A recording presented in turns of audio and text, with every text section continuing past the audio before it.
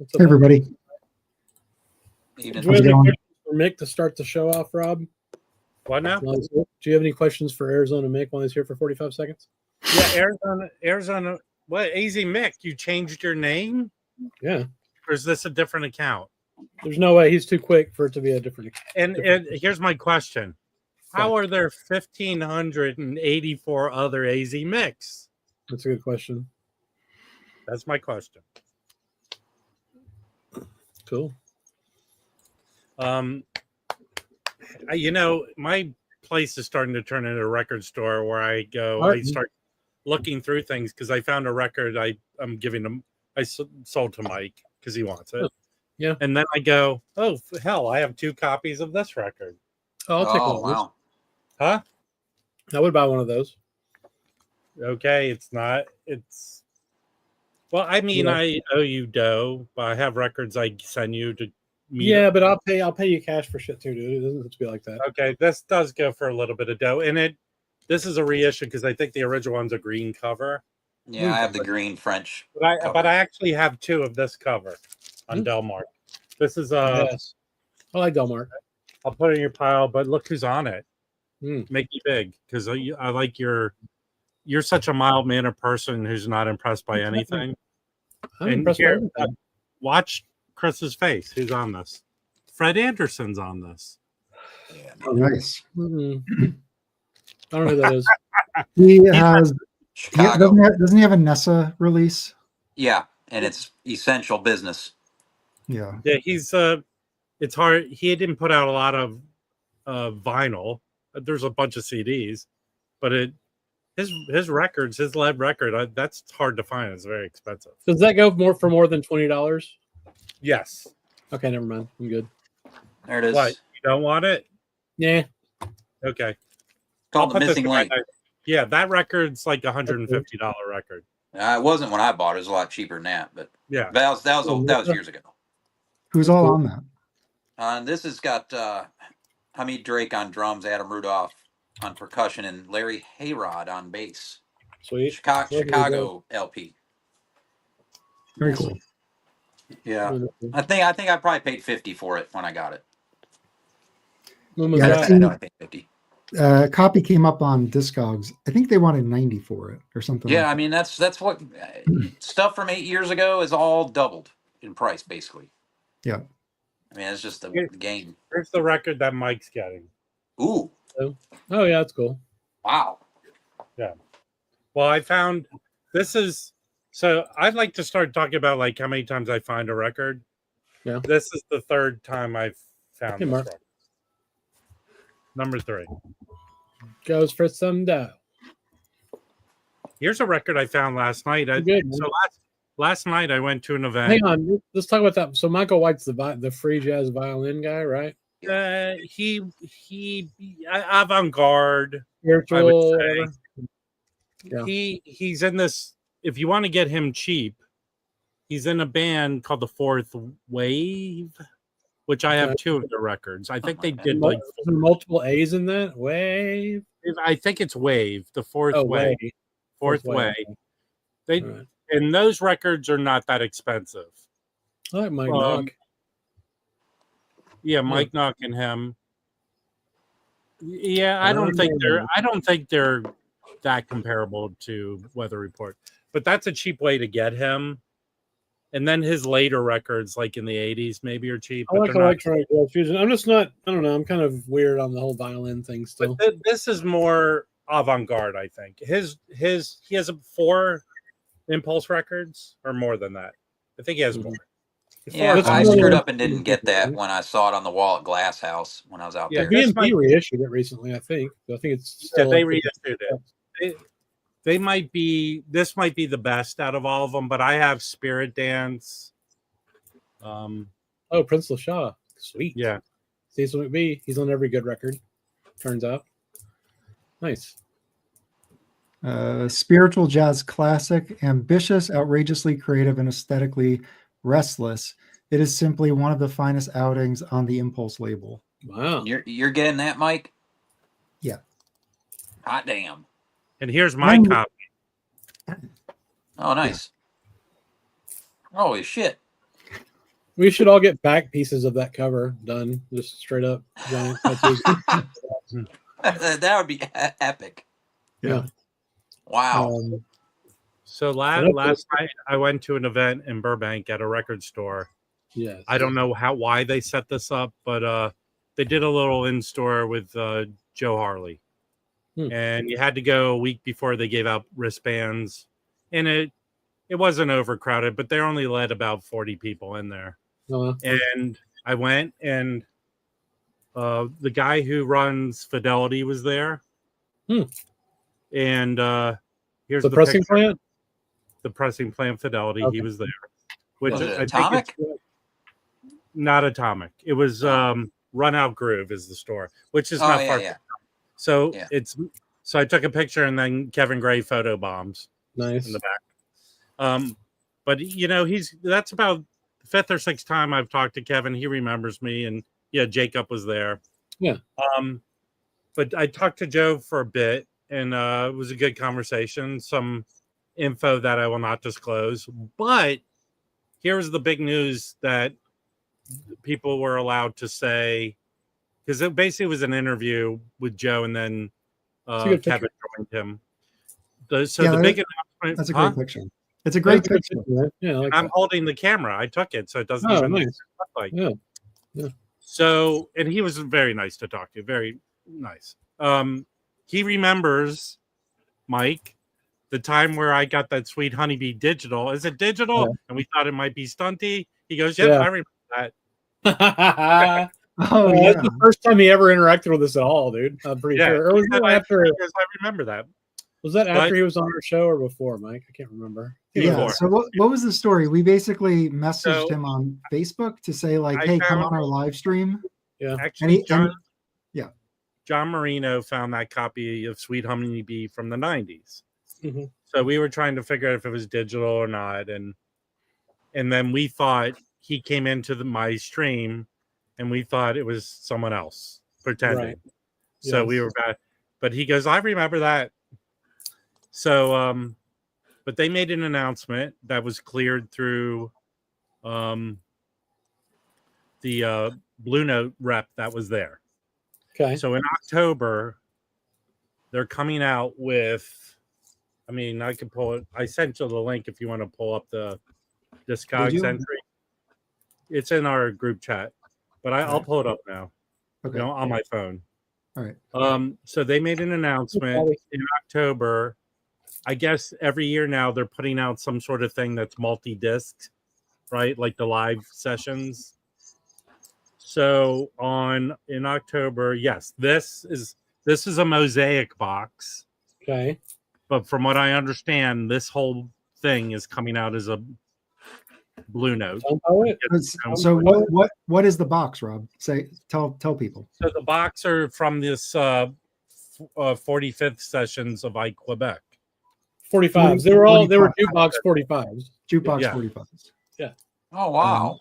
So that's the announcement they made last night. So the thing is that I know that there are Ike Quebec 45s that have never been reissued outside of the original 7-inch. However, I think like when Capitol bought them, they did put out some comps with those. But generally speaking, there's no like originals except for those 7 inches. So I think that's what a lot of these are. So this is just stuff that's generally like, unreleased. People don't have this in their collection. Very cool. And a great thing to put out. Just to kind of go over some of the players, you have on bass, you have Milt Hinton, Sam Jones, Sonny Wesley. Drums, J.C. Hurd, Les Jenkins, Wilbert Hogan. Guitar, Skeeter Best. There's some organ on here, Sir Charles Thompson. Oh, yeah. Michael Kuskuna produced this as that mosaic box. And then Ike Quebec tenor. So organ. Cool. So organ and tenor. Well, it's a bunch of different sessions, I would think, right? Yeah. So those are cool. I mean, that's those 45s kept them afloat at times. They were selling those, and that's when they were actually being played on jukebox. So what years are those from? Gotta be early 50s, right? Yeah. No, they're hold on. Are they later than that? So within this box, 59 through 62. Okay. So I don't that is know. later than I expected. Yeah. It's a little bit later than I thought too, but that makes sense, I guess. Yeah. Cool. So it'd be interesting to see how many discs are in that box. 3. Three. Yeah. Cool. Yeah. So anyway, so that's kind of breaking news. Obviously, we're just kind of giving our first impressions on it, but hopefully we'll get some more solid information soon. Yeah. Is it going to be a tone poet? Did they say? I would have. I don't I mean, know. if it's a 3, it seems like what are the other? The Kenny Burrell. Didn't they do a Kenny Burrell 3-disc one? And then the Sonny Rollins. Sonny Rollins. That was great. I don't have the Kenny Burrell yet. Well, you know what? It could go either way. Like I don't know. I don't think Zev's involved. So like they did with the Joe Henderson McCoy Diner or the live Elvin Jones record. It seems like the perfect thing for the trifold tone poet treatment, you know? For sure. I thought the Sonny Rollins was really cool. I like that package. And if it's 59, they most certainly have session photography. They said October. They said October, Palace. Nice. That's cool. So, yeah, I would. It's been a while since they did one of those. So it seems like they're doing what? Maybe they're going to do like 2 of those a year, like the special kind of tone poet releases, like they did the Blue Train thing. And you know? every one of them comes with a free copy of Ice Castles. Yeah, sweet. Well, they'll have to come up with a new design, I would think. Yeah, they won't use that. But actually, hold on. I'm going to grab my Ike Quebec comps just to take a look at them. All right. Cool. All right. Well, Mike's away. I'll switch his coffee with you. Yes. Hey, so while I was there, I did find a record at that store, which generally I don't. Maybe occasionally I do. I found this. Hell. So I have 2 copies of this now. So what is this? What is this? This is the one led the record by Rennie McLean. Yeah. It's awesome. Yeah, wasn't Brandon showing us that last week? Yeah. You have 2 copies of that? Yeah, I have to go find my other copy. But this cover is like mint. Nice. Here's who's on it. There's Renee. And there's, I don't know Danny Coleman, but there's Buster Williams. Nice. Now, if people don't know Nathan Page, I think Nathan Page, he's a jazz guitarist, kind of Wes Montgomery-ish, but he had his own label, and he put out like 8 records on his own label. One of his records, or at least 2 of them, go for a lot of money. And then Freddie Waits on drums. It's a really good record. Really good.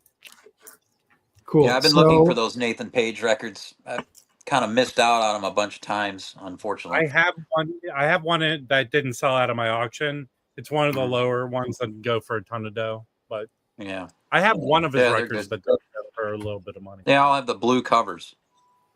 Yeah. Sorry, I'm just looking into this Ike Quebec stuff.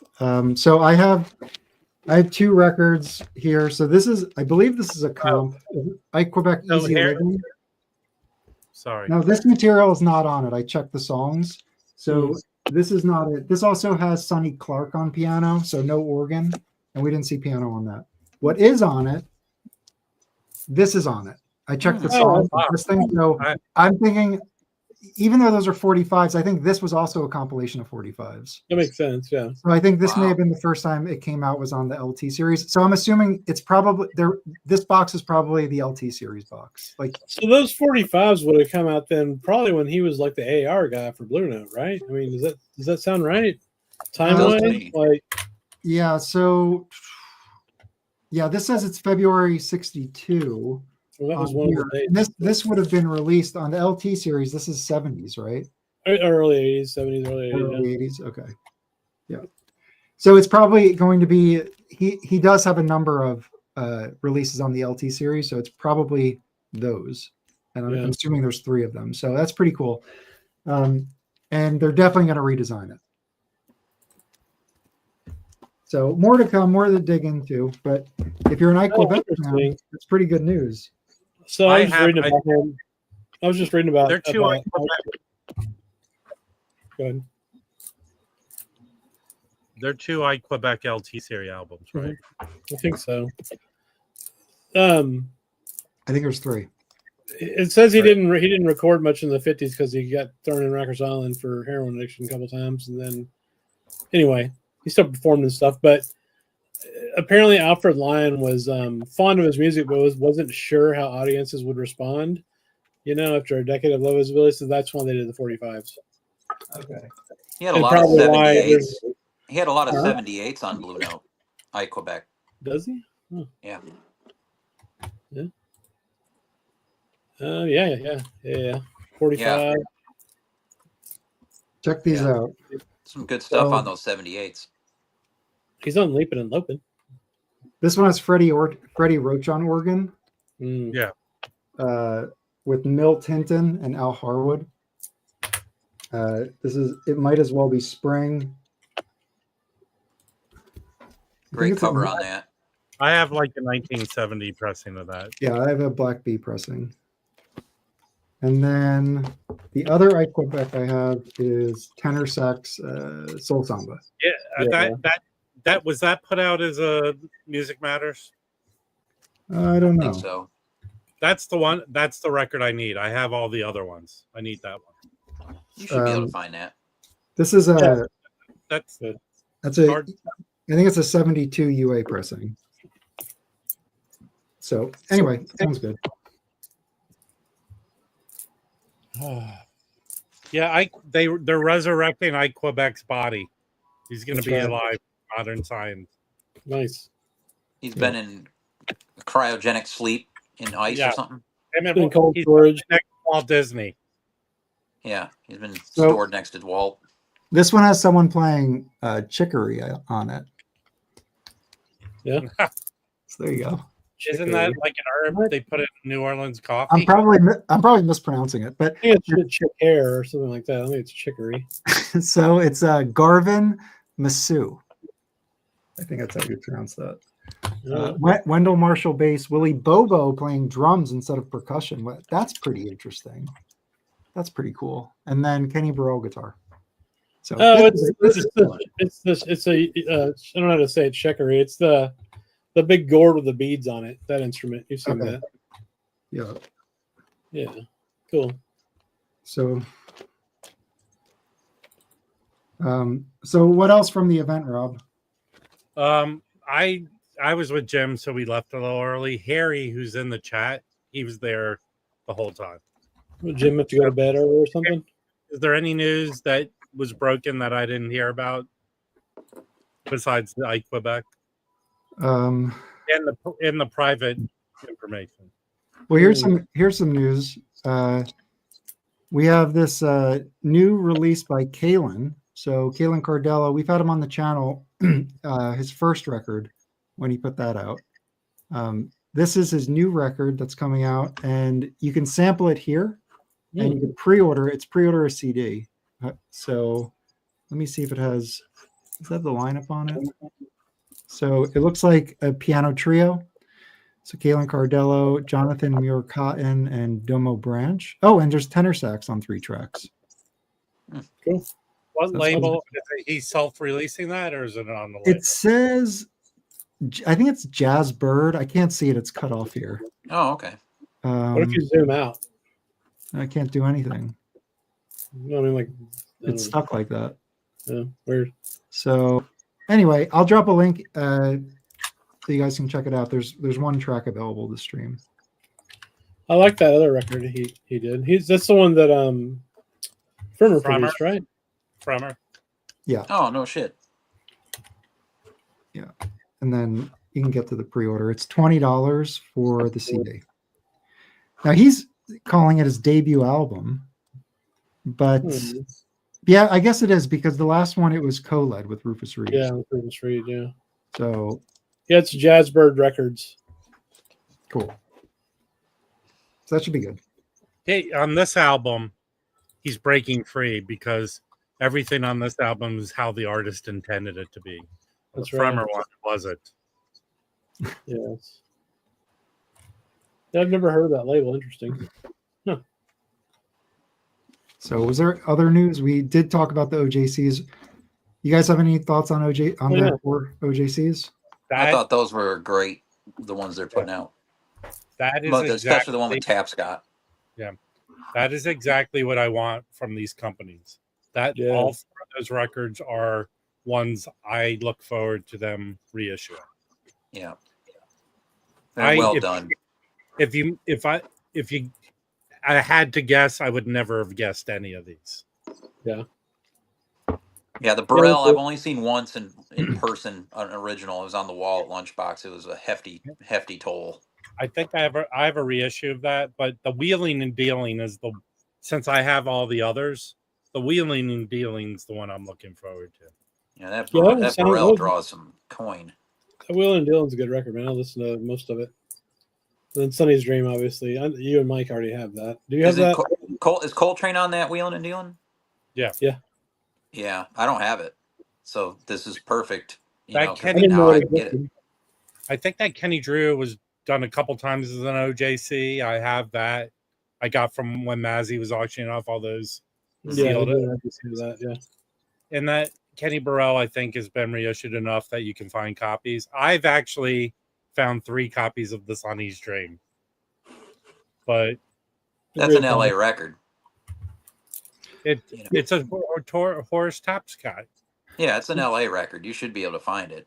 So I can't find it. This is our Instagram post. So people were commenting what they felt about it. So generally everybody was really positive. So Brandon commented that the Sonny Chris and Kenny Drew are both great. We have As the Chable Turns, looking forward to the Sonny Chris and the Wheelin' and Dealin'. Mm-hmm. Nice ones. Solid set. Looking forward to the Kenny Burrell. Yeah. Excited about the Kenny Drew. I mean, it's all positive. Yeah, I've only seen positive in the Discord, dude. Can we point out who gave negative comments about it? Nobody. Okay. Did somebody? No, I've only seen positive on the Discord or at all. I heard Mazzy was talking junk. Oh. No, I'm kidding. I was going to say, there's no Ry Cooter in any of that? No, there's not. No Beatles connections. No, then that's a travesty. Yeah. ERC Kenny Burrell. I think everybody got my drift on the stream we did for that. You know, if am I wrong about this? Whenever ERC does a jazz or prestige record, then they reissue it, right? Am I right about that? I don't know. Maybe. Are they one of those labels out of the UK that does like a limited batch or something? It's like you do 300 and like $500. Yeah. Yeah, those are super audiophile records, though, right? I guess. You want to have a serious gear if you're going to be buying records like those. They come with their own button. Don't buy $500 records, man. Yeah. We also got some other breaking news. Okay. Which I'm super stoked about. So I'm gonna give this a long-winded intro, but I've been getting into a lot of European recordings and pressings, and I've started like early, and that got me into the Swing label, and it got me into Vogue and Blue Star, and there's a number of other ones too. And one of the ones that I wanted the most out of everything I could find from the 50s was this Thelonious Monk record. It was pressed on Swing, 10-inch. It's solo Monk, and it's when he was out in Paris. They recorded him, and there was like a VG copy that there was a sample. It sounded really bad. Somebody wanted 200 for it. Oof. But like a VG plus copy of that could go for big money. Hold on, Rob. Hold on. We'll show that in a second. Let me show the record. Feeling thunder, man. So, thunder.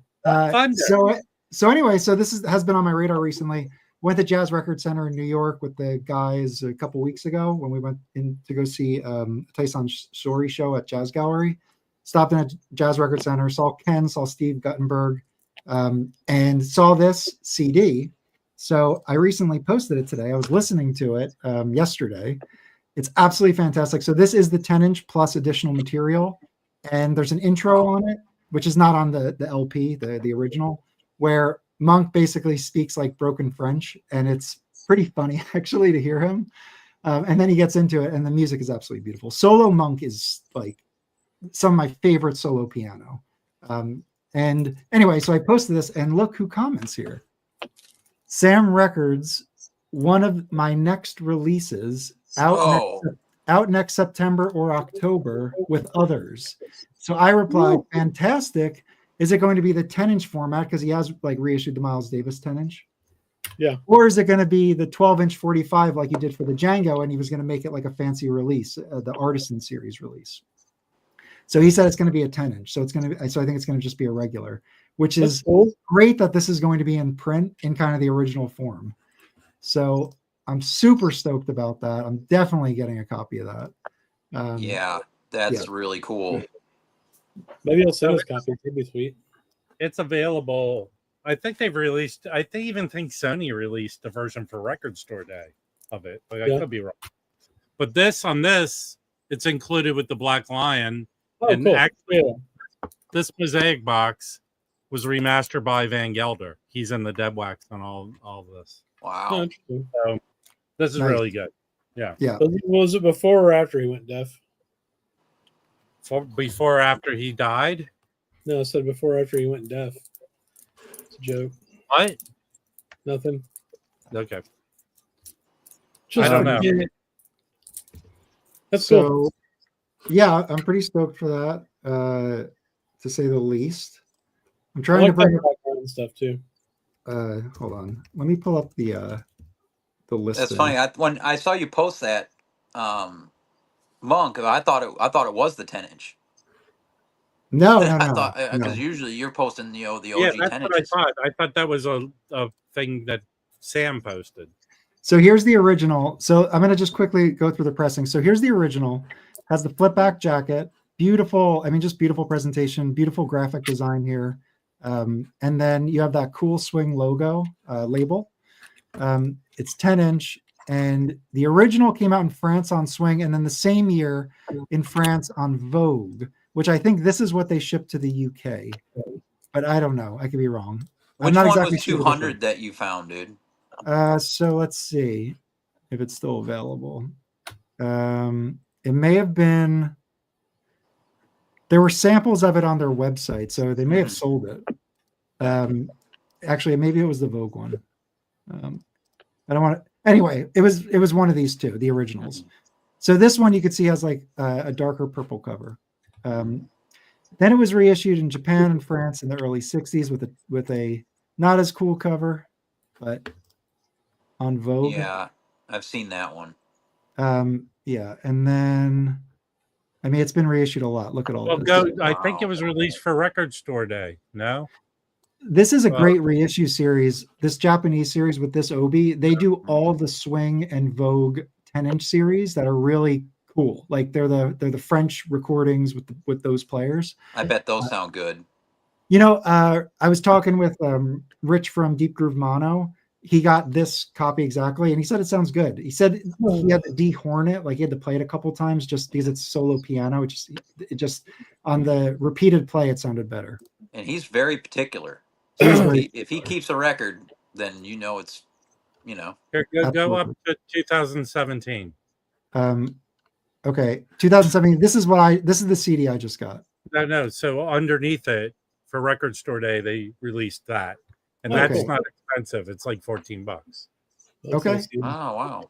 Legacy. It's probably a 12-inch because they're adding some tracks here. Yeah, it's a 12-inch. I've seen it.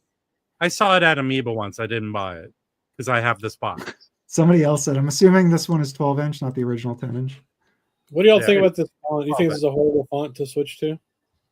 Yeah, it is. I can't read it. Absolutely terrible. You know what it looks like? You have to. Can I read this the way it should be read? Yeah. That's all, folks. Is that better? It's so horrible. It's like Misfits. Yeah. What else? There's more. There's more. Let's go through this. Let's select one. That was not horrible. No way. No. No way. No. Oh, here you go. What are you doing to Rev's comments? No way. No. Nobody knows how to read fucking. Is this the Ice Castles font? No. Yeah. I don't like that. But none of them are good. They're all weird. I know this would trigger Mike. Oh, here you go. All right. Let's keep that. No, it's horrible, dude. I don't keep any of that shit. Is that that's okay, good. That's good. That's how you know what I don't like though. This is weird. This was Notice it says Notice it says at the Rev Rock and Rollin'. Something's happened where we're seeing the at names of everybody, so their names are completely different. That's why AZ Mick had those numbers on the end. Okay. Is there a way to fix that? I don't know. That's what I was looking for. Oh, okay. Yeah, maybe we should use the Misfits one. That's totally illegible. I couldn't even read it, man. Hold on, like Delfino. What the hell is that name? Is Fina here? Yeah, see? Beauty. Oh yeah, that's weird. Yeah, I don't know what happened. Hopefully they'll fix it. I mean, it's fine either way, but Yeah, it's everybody's like username as opposed to. Put your passwords in the private chat along with your social security numbers. Thank you. Yeah. All right. You guys want to do a CD minute? Hang on. What do y'all think about this? No, it's not the Brady Bunch, man. Oh, Trapped. Oh. you can do rounded corners. That's not horrible. That's all right. Let's keep that. All The right, Brady fine. Bunch? No, Wait a minute. man. No, not the Brady Bunch. No. We're bored suddenly, and this is fun. Okay, a CD minute. Yeah, absolutely. All If right. we go for a long time, I'm gonna do like a CD hour later. Yeah, let's do that. So All right, I'll get some CDs. I haven't listened to everything here, and most of the stuff I just listened to once. But this is obviously that monk we just spoke about. So this is really nice. I didn't realize like how nice a presentation it was when I got it. So inside it comes with a booklet. It discusses kind of the recording date and the history of Monk going to Paris. And then, yeah, it replicates the swing label. I think there's another picture under it. The record sounds very good. Yeah, I mean, it sounds very good. Good to know. Yeah, but anyway, so this was really nice. Glad I got this, and glad that the Sam Records is doing a reissue. What's up, Glenn? Yeah, that's cool. All What else right, you got?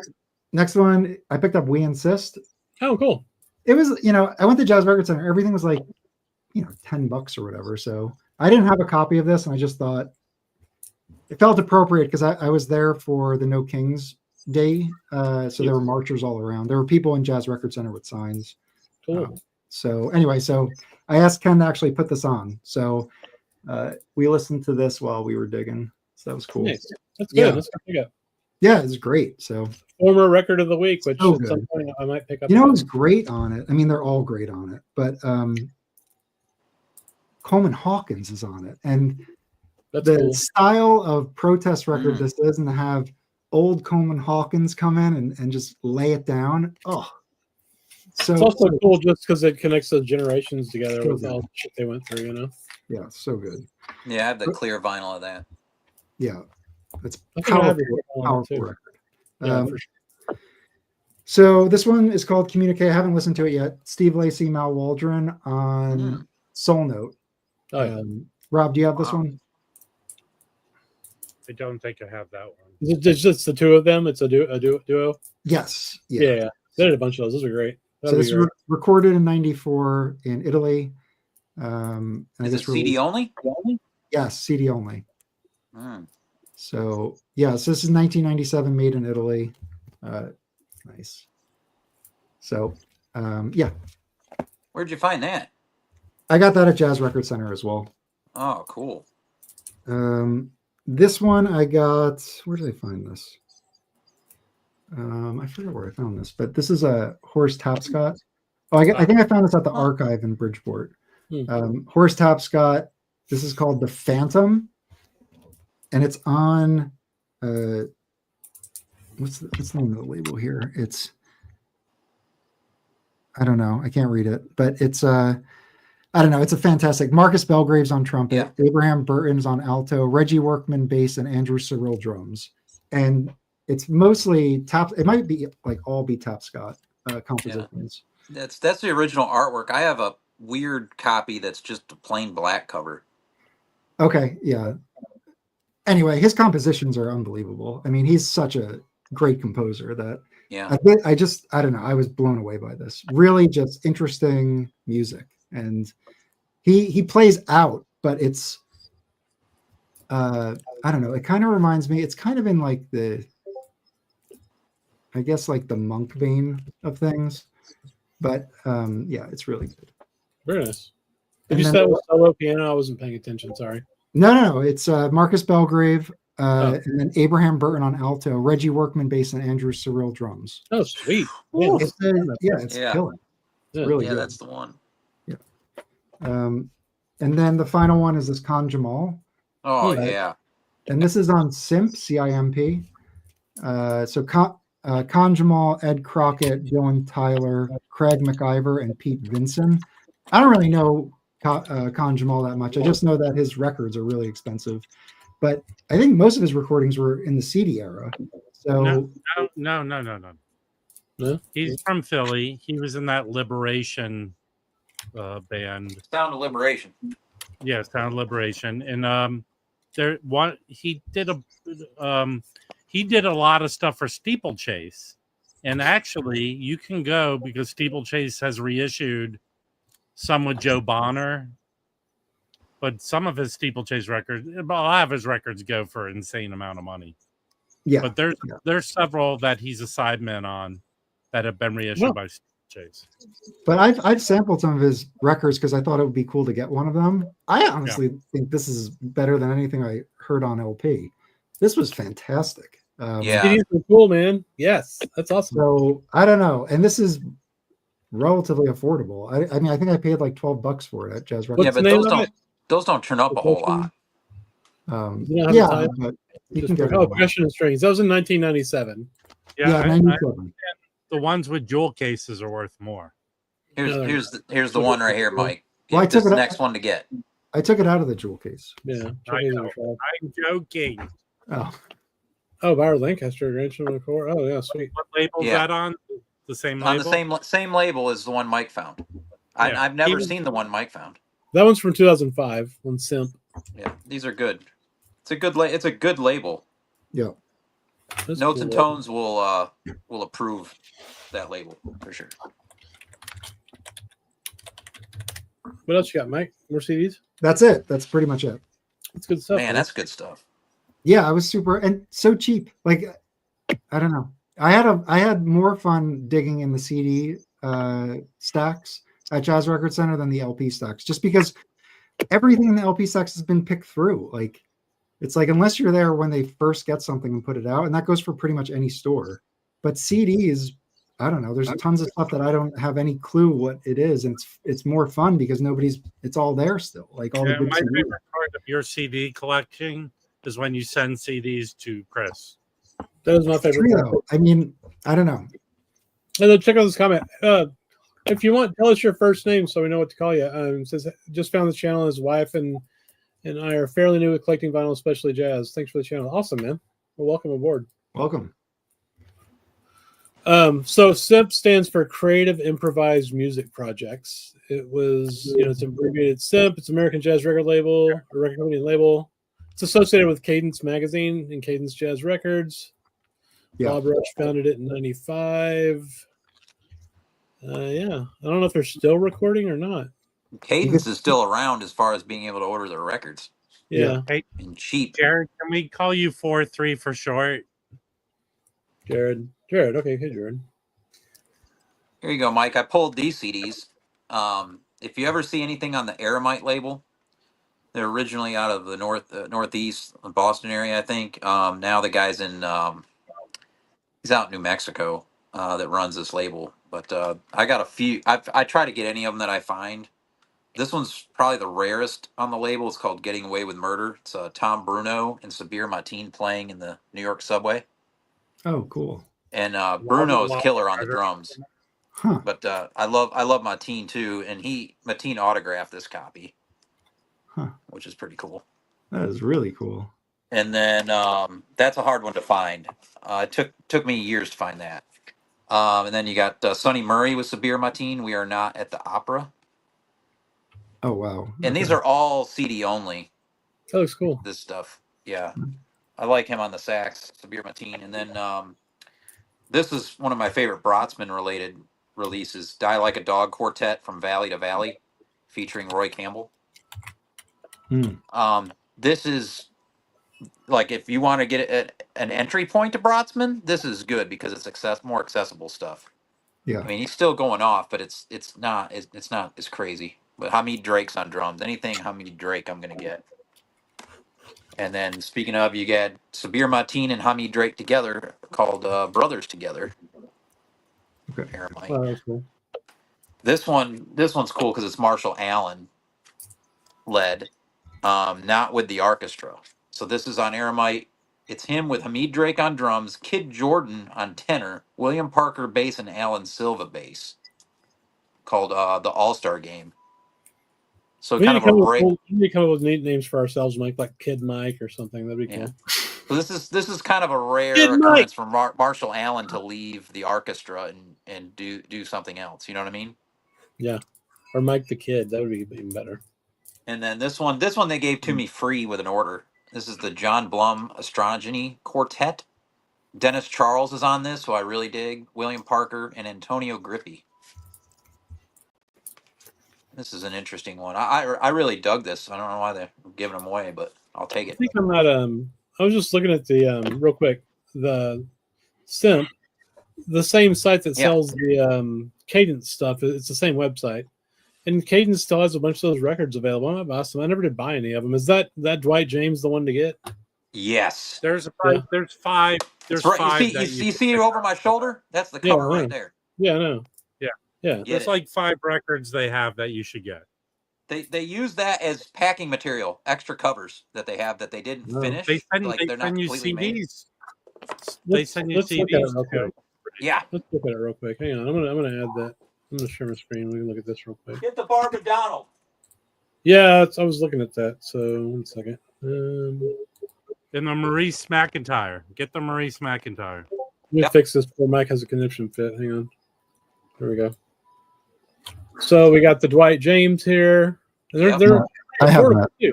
Yeah. So I when have- were these pressed? So these are older, right? Like Oh think God, so. yeah, these are all originals. like Yeah. 80s or 70s or what?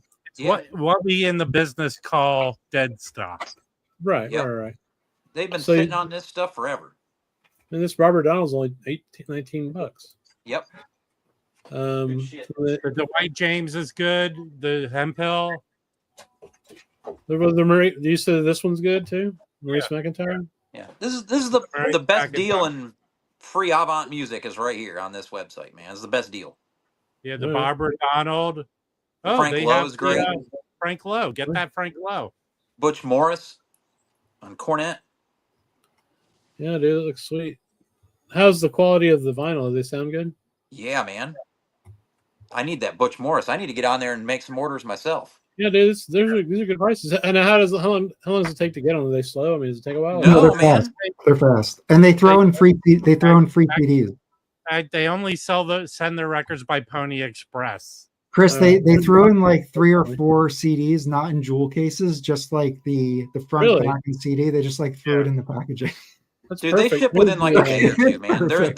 They're in like suburb of New York, dude, right near the post office or something. It seems like. Here's the creative improvised music production CDs that they have. So Sweet. Adam Lane, John Takai. yeah. But Hell Adam yes. Lane. I'm not familiar with him. Y'all are costing me money bringing this shit up. Bunch of Adam Lane shit. We'll have to check that out. Here's Ahmad Abdullah. Yeah. Abdullah. I don't know this stuff, but interesting if you could find some of this stuff on like YouTube to sample. There's a bunch of shit here though. Look at this. This is just the first. This is just the A's. Holy shit, Do dude. they ever do? Is this the one that does sales sometimes? They do. They Wow. do. Yeah, Anthony Braxton? Sherv went to their site. Look at this, some dude. months There's a ton of back and it went Braxton. nuts. There's a ton of Braxton on here. Oh wow! Arthur Blythe. Holy shit. This looks like good stuff. Oh Interesting. yeah, that's a great label. I'll check that out. Thanks for bringing it up, Mike. Oh, up Chris, the I site, just Chris. see an Odine Pope CD. Oh cool. Odine Pope. Odium Pope. Oh, Odium sweet. Pope. Yeah, that's awesome. I love him. Yeah. He's great. Yeah, he's got some funky stuff too. Odin. Yeah, Pope. yeah. He's got that saxophone choir, right? What's that one? I think I have one record of his. Hey, Mike. Mike, Hey, what's up? How you doing? Good to good. see you, man. Let's see if I can find that. Hey. Don't you No, say that's Mike? Byron. You ever heard of Byron Pope? I got a Byron Pope record. Okay, calm Mhm. down there. No, it's Hey, okay. Mike, didn't you say this is the place that does sales sometimes? Or am I wrong about that? CIMP? I don't know if they do sales, but their stuff is all the CDs are like 15 or something like that. Yeah. Yeah. That's the steady price. But yeah, they're a great label. They did these like Frank Lowe late in his life, probably right before he died, did 3 excellent CDs for them. And let's see, here we go. This is one of them. Hell yeah. Oh, nice. Dang, I've never seen that. And this is another one. You see, Chris, that they just throw that in to the package. That's perfect. I don't need the stupid jewel case. And then there's this one too. Wow. And they're Heck all yeah. excellent. Is it the same? Is it the same group? No, they're different groups. This is a quartet, and these two are the first 2 are trios. Those might be great. They're excellent. I like Frank Lowe's stuff on Black Saint. Yeah, this is, I guess you would say this is, I don't want to say mainstream, but he's doing like on runs of Bodies and Souls, so you can figure out what's on there. And he does some Jackie on one of the CDs. It's really good, and those Braxton CDs are really good too. Yeah. What's do you remember what he's doing on those? Well, the Anthony Braxton CDs, there's one that's Andrew Hill. He's doing the Andrew Hill composition, which is really good. Wow. And then off the top of my head, I can't recall the other ones unless I pull them off the shelf. But what else did they do? I got so many of them.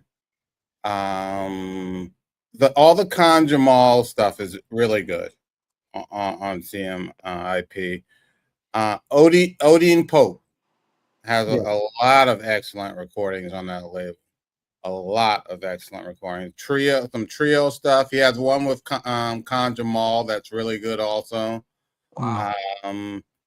And there's a guy that recorded for them, and I can't find the CIMP CD, but I can find the Cadence CD that he did. This guy Blaze Sawilla, and I know him because I used to work with his wife. Oh, no kidding. Yeah, they now live in Mexico.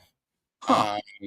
But he did some work on that label, and she used to always just stop by and like give me a place of CDs on my desk. And he would play a lot at the Knitting Factory when it was downtown on Leonard Street. So his work is on there too. But that label was so good. It's just their catalog is vast. You could it's very collectible. There's a Charles Tyler. Wow. Mm-hmm. Bunch of Charles Tyler. Mike, you've opened up a big old wormhole. Mm-hmm. That's cool. Just with one Con Jamal CD. Now we're all in trouble. Yeah, I Joe McPhee. I don't think I realized that there was that Catalyst connection, but that totally makes sense. Since they sent some CIMP CDs to me when I ordered their records. You mean Cadence? Oh, what did I say? Sorry. Catalyst. Oh yeah. Cadence. I like both. I like Catalyst too. Actually, I'll go grab them because I think they were comps. I'll be right back. They sent me lame CDs, none of the good stuff. Oh. But I ordered like 7 albums of from them. Yeah, because that's what Sherv did. They had some sale a while back, and he went to town and got like the Barbara Donald and a bunch of them. He didn't even know that they had put out at the time. Yeah, I guess sometimes you'll see the Cadence and the other stuff on sale, but maybe $15 a piece, $18 a piece, something like that. I got Matthew Shipp. Yeah, that's a cool cat right there, Matthew Shipp. Yeah, there's an Odin Pope and Con Jamal album. Yeah, that's excellent. That is freaking so good. I'm gonna order. Yeah, I'm gonna order like $100 worth of shit here. Hell yeah. And the thing was, the part of the first, I got into them first was they used to publish and the magazine, Cadence magazine. Mm-hmm. It's still being published, but it's not the same people. It's a different guy, and that was a great periodical. They've got copies of a bunch of those on the same website for like $4, old '90s copies. Yeah, that was a great, that was like a must read thing, because they do these like little oral histories with the musicians, and stuff like that.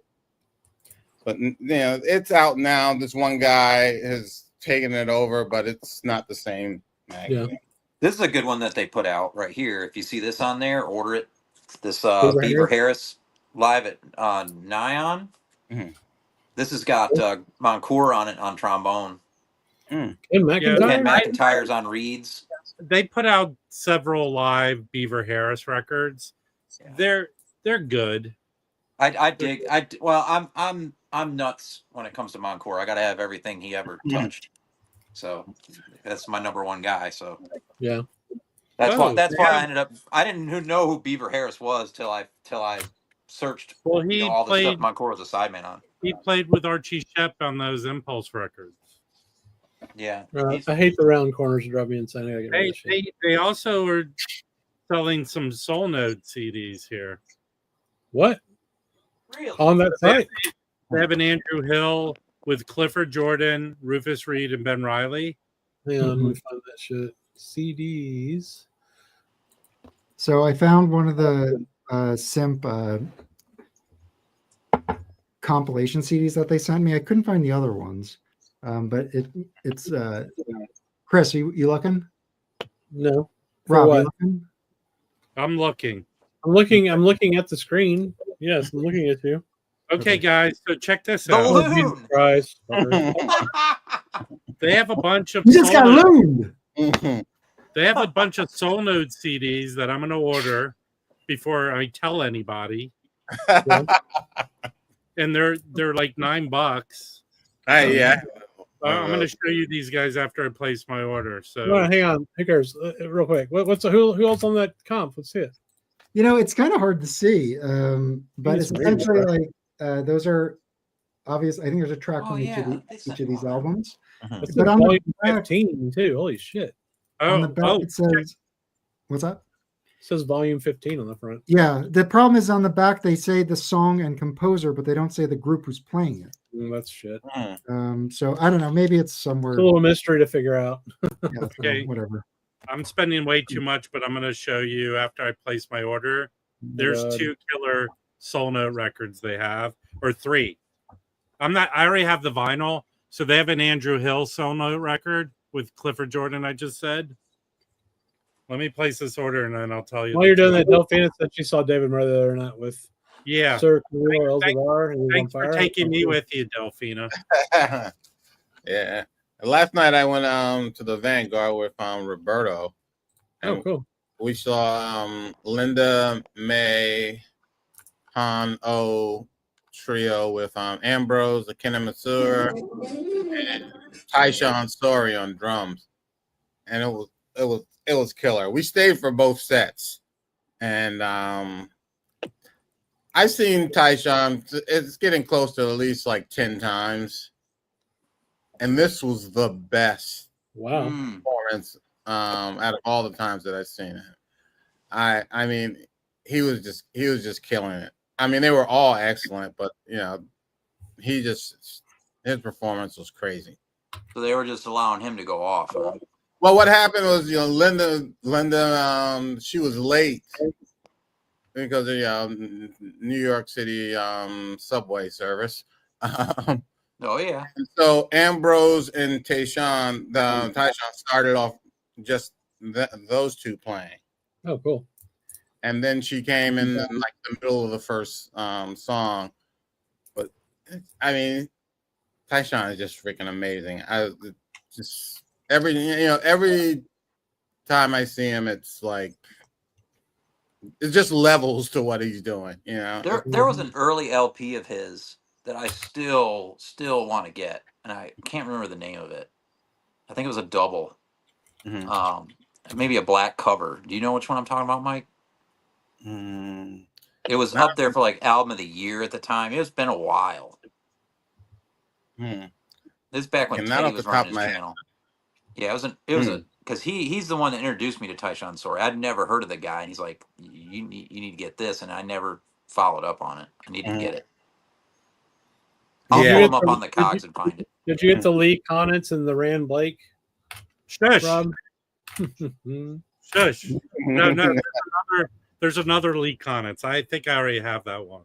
There is a Rand Blake I'm looking Dude, for. I'm ordering $140 worth of CDs. So calm down.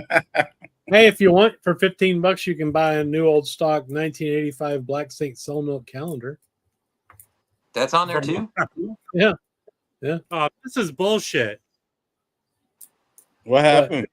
No, the charge it for the shipping. Oh, is it It's is a a small hefty business. toll? They gotta pay for shipping. You charge for shipping. Yeah, but I'm trying to grift everybody.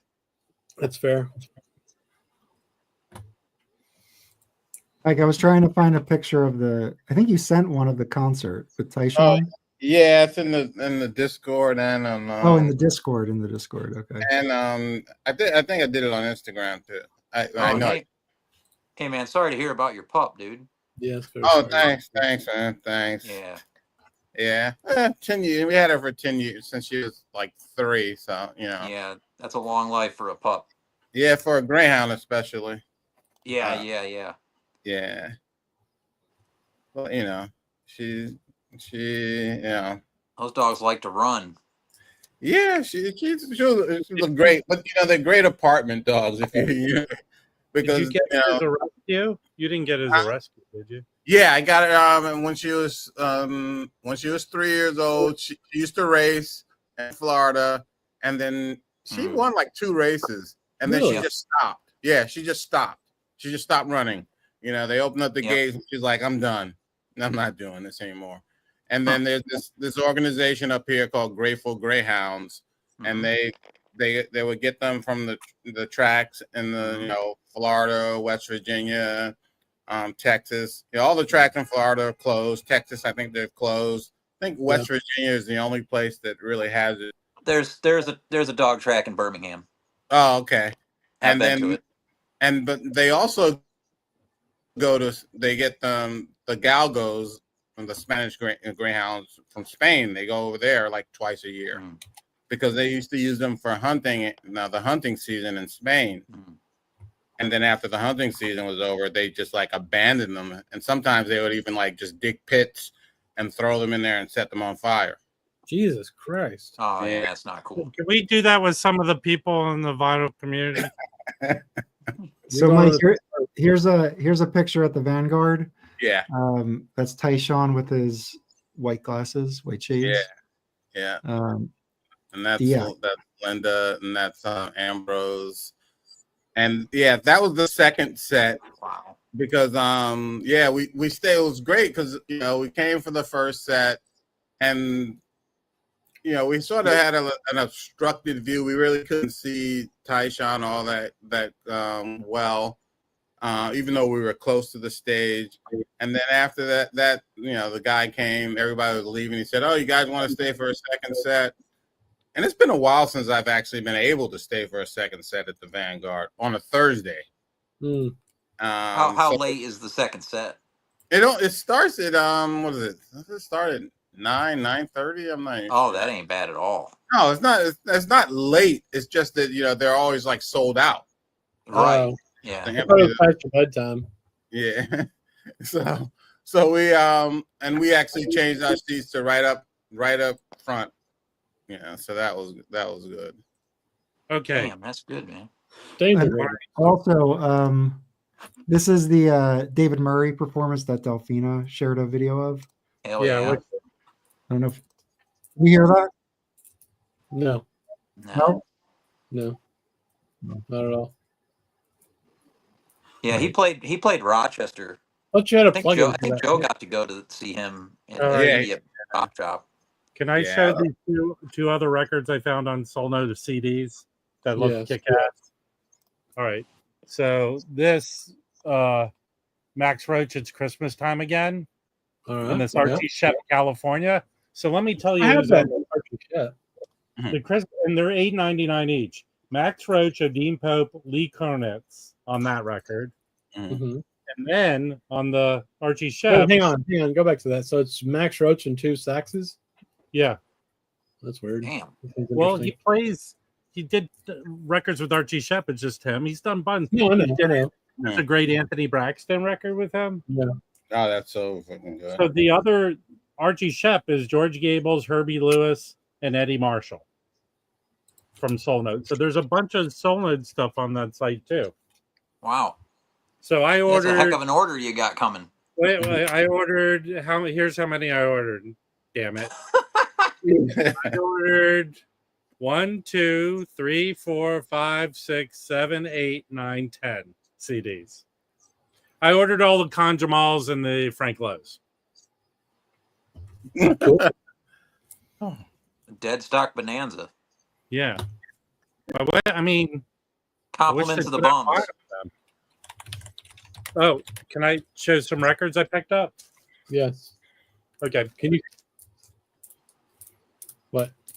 I picked up, I have this already, but this is 1968 Wow. pressing. I love that record. This is my favorite Horace Silver record. Yeah. It's really good. I have. It's so The lineup is crazy good. It's Woody Shaw, J.K. Johnson, Joe Henderson, Bob Crenshaw, and Roger Humphreys. It's really good. This is kick-ass. But this is that oh yeah. Oh yeah. group Kunoina with Don Kunoina? Cherry. This is my favorite of the three. Yeah, I think it's the best of the albums. three. Yeah, this one's kick-ass. All the words are kind of Okay, weird, I like, found you're kind this of is what- pixelated. So I already had People in Sorrow, which I think this is a. Is that the name of your morning show? Yes.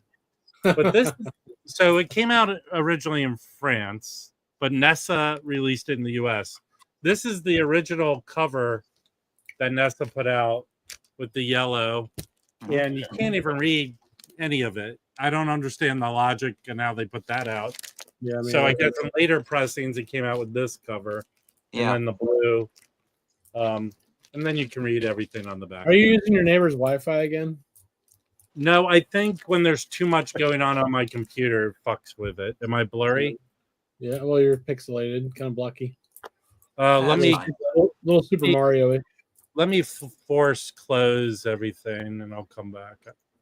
There you go. It already looks better. There we go. Yeah. Okay.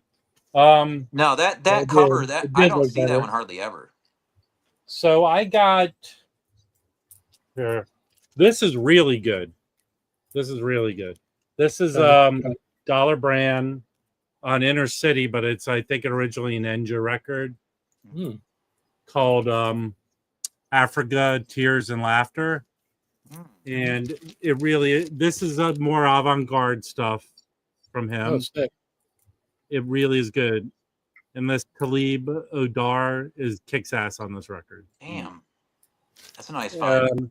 It really sounds very good. Okay. Do you have multiple copies of that one? No, I just found that one. Okay. I listened to it and kept it. This I'd never heard of. So if people aren't into Joe Harriet, it's another sad jazz story on what happened to him. He just fell out of favor. He was Jamaican, went to the UK, became kind of in the avant-garde free jazz movement, and then he just fell out of favor and stuff and became destitute. But this is a live recording and it's pretty straightforward. It's not like free jazzy. I wouldn't call it archival. It sounds pretty good. So this was issued, I think, in 2008, and it's pretty pricey. I found it fairly cheap, but this is pretty good. Yeah. Sounds Right like the now final there's four a of the there's job a done. I think the it's line. on what is it? Maybe Carolina You read Soul it? has a You wanna Garrick read it? record right now. Yeah. So you got Ian Carr and Don Rondell on it. It is pretty good. I'd say it's good, but it's not the best live recording, but it's good. All right. So I found a 1970 pressing of Volume 2. And then I didn't have Volume 1. And if you want to go, this was $20, the Tone Poet on Amazon. So if you don't have this shit, it's $20 there. What is? Oh yeah. But the Volume 2 is kick-ass. Yeah. All right. I thought that was just okay. Well, hold on, Rob. What songs are they doing on those? On this 1970 pressing. Okay. So on this, they're doing. I guess I don't know why they list both Volume 1 and Volume 2. Oh yeah. Okay. My Girls. Well, on this one is. My Sharona? I have. They do a hip hop song on the Volume 2. Oh, sweet. When Sonny Gets Blue. Gin and Juice on Volume 2. So I forget who comes around here, lives in Orange County, sold a bunch of his records to Safari. I think this is one of them. I don't know why he's. So this is an OG copy stereo. Nice. And it really does sound very good. Doesn't go for. I'm surprised this doesn't go for, but those Jimmy Smiths go for a lot of money. But this sounds very good. I also have the Tone Poet. Dom, I have a record I'm going to show later that I think you'll like. This, they occasionally Safari doesn't participate in Record Store Day, but they get stuff later. This was $40. That's a good deal, man. This is so good. Wasn't it 80 on Record Store Day? Yeah, they had it for $40. Yeah. Damn. Who's the tenor player on that? Ricky Ford, right? Ricky Ford. You know, I don't read liner notes, but I read these liner notes, and the stories they're telling, like he collapsed and went to the hospital, like after the show. Mike, That was in South you America, right? Huh? It was in South America? Yeah, Argentina. Yeah. I can't remember if I got from Felipe or if I bought it. I do have that. Obviously, it's Ricky Ford, but people shouldn't sleep on Jack Warath. I have one of his records. He's really very good. Okay. Yeah, that's the only one out of Zev's releases that I bought on vinyl. Like the You buy the CDs of them. I bought the CD of the what were the other two? The Freddie Hubbard, yeah. Kenny Dorham, but that I bought the vinyl. How does the Kenny Dorham sound? Because they do have that there, but I heard mixed things about that one. It's fine, but I think you know I wouldn't buy it on vinyl. I mean, Okay. I don't think it's good, and it's not essential Kenny Dorham. You know, it fits into the catalog, but I mean, I think the CD is a perfect way to do that. Yeah. So this is my favorite Duke Jordan record on Steeplechase. It is a must own, I think. Flight to Denmark. It is such a good record. Like this is, if you're gonna get the Tone Poet that's coming out, which I have a French version of Flight to Jordan, but this kicks ass. It's with Ed Thingpen and Vining on bass, bending on bass. This is a Van Gelder pressing of this. Volume 1. I need to listen to all those Ornette Blue Note records again. So when I got them, I don't think I was ready for that shit. Does anyone have this? I know there's 2 volumes of this one. I have one. Stanley Crouch is playing on it. Yeah, that's. Is there one with a yellow cover? That's really the only value to that for me. Is that Stanley Crouch? Yeah, this isn't that. You can go get it. I think it only came out as a later pressing in the last 10 years. Or something like Delphi that. Or something. It's on what's the label here? It is on Circle Records. So it's a live recording, but there's a Delphi. So there is a record that's that Baltimore label or Greenbelt, Maryland label that what's her face that Mike likes, the female pianist, Mary Lou Williams. No. Shirley Horn? No. Jennifer. Oh, Jessica. Oh. Jessica Williams. Yeah. Williams. She put out on Delphi. So there's a record, Low Class Conspiracy. Yeah. a studio album that's on Adelphi. Mm. Okay. Noble's got it. All right. So Harry's music room came down. He found this at like a garage sale, an OG copy of this Cleveland Eaton record on Black Jazz. Yeah. Oh wow, So I did a trade with him for this. nice. Yeah. Do you have the other one? I You have have the the reissue? reissue they did, and this is really it's a funk record. Did we It lose really it? is a funk a pre-disco. It's 75. Yeah. But this is not in line with a lot of the Black Jazz titles. It's a funk record. Louis. Interesting. Okay. And then I found this OG mono of Face to Face. Not in the best condition, but it sounds really good. The fidelity on this mono is really good. Are you going to show that every week going forward, or? I don't know. I didn't have a show. Okay, I didn't show this. This was the pickup of last week. The Curtis Fuller's Tet. Nice. So Wow. this is what's funky. So the original came out in 60. Okay. And they didn't repress it in the US again until this one, which they can't tell. Is it 70s or 69? It's the jacket looks like an original. The jacket looks like original. I mean, I thought even we figured out this came out in the 80s last week. Oh yeah. Well, I'm No, showing the same records. this is different. This is RVG in the dead wax. It's like the original plates. Yeah, yeah. They call this the Oxblood label. Yeah. Yeah. So this, like the original of this is what? I don't know. A lot of those. money. Yeah, those are very expensive. This one is not cheap. It's one of the more higher parts that I've spent on a record. The artist who did the cover of that did like 4 or 5 Savoys, and I think they're all expensive. And it might just be because of Dali. No, it's in the same style, but it's somebody else. But I'll tell you the fidelity. This sounds amazing. Yeah, it's a Here's the lineup on this. It looks like it's in mint condition, dude. Oh, it is pretty minty. Mm-hmm. I mean, Like even this version goes for a little bit of dough. I mean, I spent money on this. So that was the pickup. There you go. I'm done. Very nice. Mm-hmm. I haven't gotten anything new in a while. I got nothing this week. Everything's coming next week, maybe. Yeah. Yeah. What did I got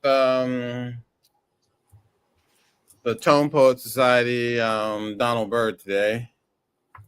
Blackjack. Oh, can we see it? Do you have Yeah. that handy? Yeah. Oh, there you go. Where is it? All right, hold on a second. I didn't Now, know it did. I will be going to possibly to the yard sale tomorrow at Dillon's in Noble. We'll see. You're going. Wait. What is that? What is that? Inform what is it just I like guess a he's year? got 10,000 records to put from the back room or storage out for cheap. Sweet. And he's got a drop too, a normal Saturday drop with, his rare stuff. I probably have a That's drop in the normal. morning myself. Normal price, but the yard sale stuff's gonna be a lot. They're just trying to clean out posters and stuff they've gotten in collections extra. Yeah, that's cool. Yeah. So this came today, Oh. and Is that an exclusive or is it just a regular? they're exclusive. Yeah. Oh shit! I didn't know that. I cleaned it and played it. Sounds excellent. What I also, what I like about them is you get the little photograph. And, Oh, Oh, nice. cool. Is that from their club? Yeah. When you do the whatever it is. Yeah. Also, And, a butler comes and pulls the record out and plays it for you. Exactly. Nice. That's an excellent record. That's one of my favorite Donald Byrds. I have an older copy of really that. good. It's kind of a bummer that's an exclusive. More people need to have that record. That record's excellent. Yeah. Really good. What's really weird about it, Blue Note, when you buy directly from them in general, is that you get the shipping. Well, for me, you get the shipping notice that something shipped. It leaves Michigan, and then it gets stuck in Ohio for at least like 3 or 4 days. Yeah, I don't know what the hell is going on in Ohio, but every time they send something, Nothing good, man. Nothing good. it just gets stuck in Ohio for like 3 or 4 days, and then it, once it leaves, it leaves Ohio, and then it takes like 2 days to get here. That I have seems a a little Liberty. excessive. I have I a mean, Liberty. Sonny Red is freaking awesome. Yeah, for sure. This is what. So this title actually was put out in mono for radio stations, and they put this little mono LP sticker over it. So the mono copy of this is it's rare, and it can go for $100. I remember when you were obsessed with that for like a week. Yeah, yeah, Didn't we I make a thought that was T-shirt cool. or a hat or something with that little label on it? yeah. Yeah. But Cool. Chris, So here's the. to be fair, each week we get to witness Mike being obsessed. I know, So that's what's great about it. so the original stereo pressing is a Liberty. So I assume the reissue is the Tone Poet has Right Liberty here, on it. here's an original pressing, Liberty. Okay. Yeah. So anyway, That's what I have. I have an OG. Mhm. One of the few original Blue Notes I own. yeah. So cool. Who's It's all not on that, super Mike? expensive either. It's Sonny Red, Sonny Red. Oh, you got it. Mobley, your favorite, Chris, Cedar Walton, Walter Yes. Booker, and Billy Higgins. Yeah, anything with Billy Higgins and Cedar Walton, I'm in for, which is a Can lot of we- records. Mike, is there session photos inside? Yeah. Can One you take a look second. at that. One second. All right, there's. Let's see. I Okay. can't. Yeah, there's Donald Byrd, and then there's. Damn, now I want this Tone Poet version. Shit. Interesting. The photo that they used on the cover, the original cover, he's wearing a different shirt. So they're probably just keeping it, even though that may not be the correct session. Yeah. Maybe he Or took maybe his let sweater Billy put off. a sweater on. Yeah. But this is and took his sweater off. man. this is Blue Note in '67. They were getting real liberal with like their cover designs and Cheap. just, yeah. There's a rumor that Mr. Rogers didn't start the sweater taking off. It was Donald Byrd. Oh, Bergen. That's cool, Mike. Did that come with any other releases? No, I got some stuff earlier. I got the regular Tone Poet stuff earlier. Like, was it last week? What came out last? I can't even remember now. Were they Blue Notes or were they like this? Yeah, they were Blue Notes. Because they always ship the exclusives like separately, which it's like whatever. Yeah. But I got the regular Tone, but like the Sam Rivers, that's what it is. The Sam Rivers came. I have the Sam Rivers and the Dexter. There you go. Oh yeah. Oh wow, they did a good job with the cover here. Yeah, and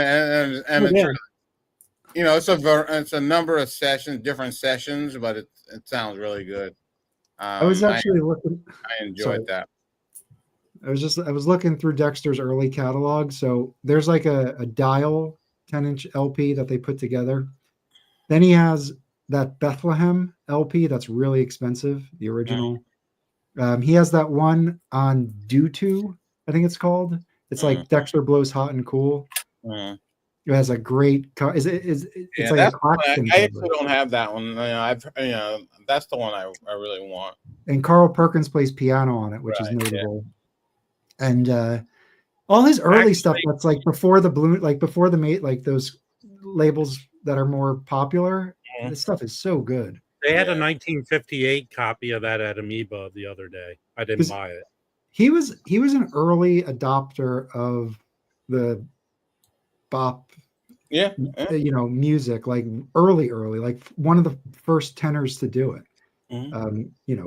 With the guys, during 46, 47, which is, I think like 47 might be the year.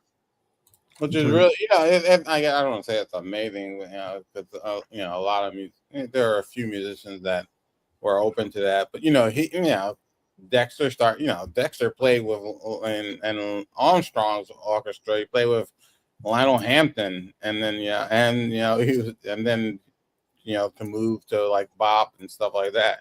Yeah. That's pretty good. It's pretty amazing. And then But he was- also, wasn't Dexter an X-Ton's band too?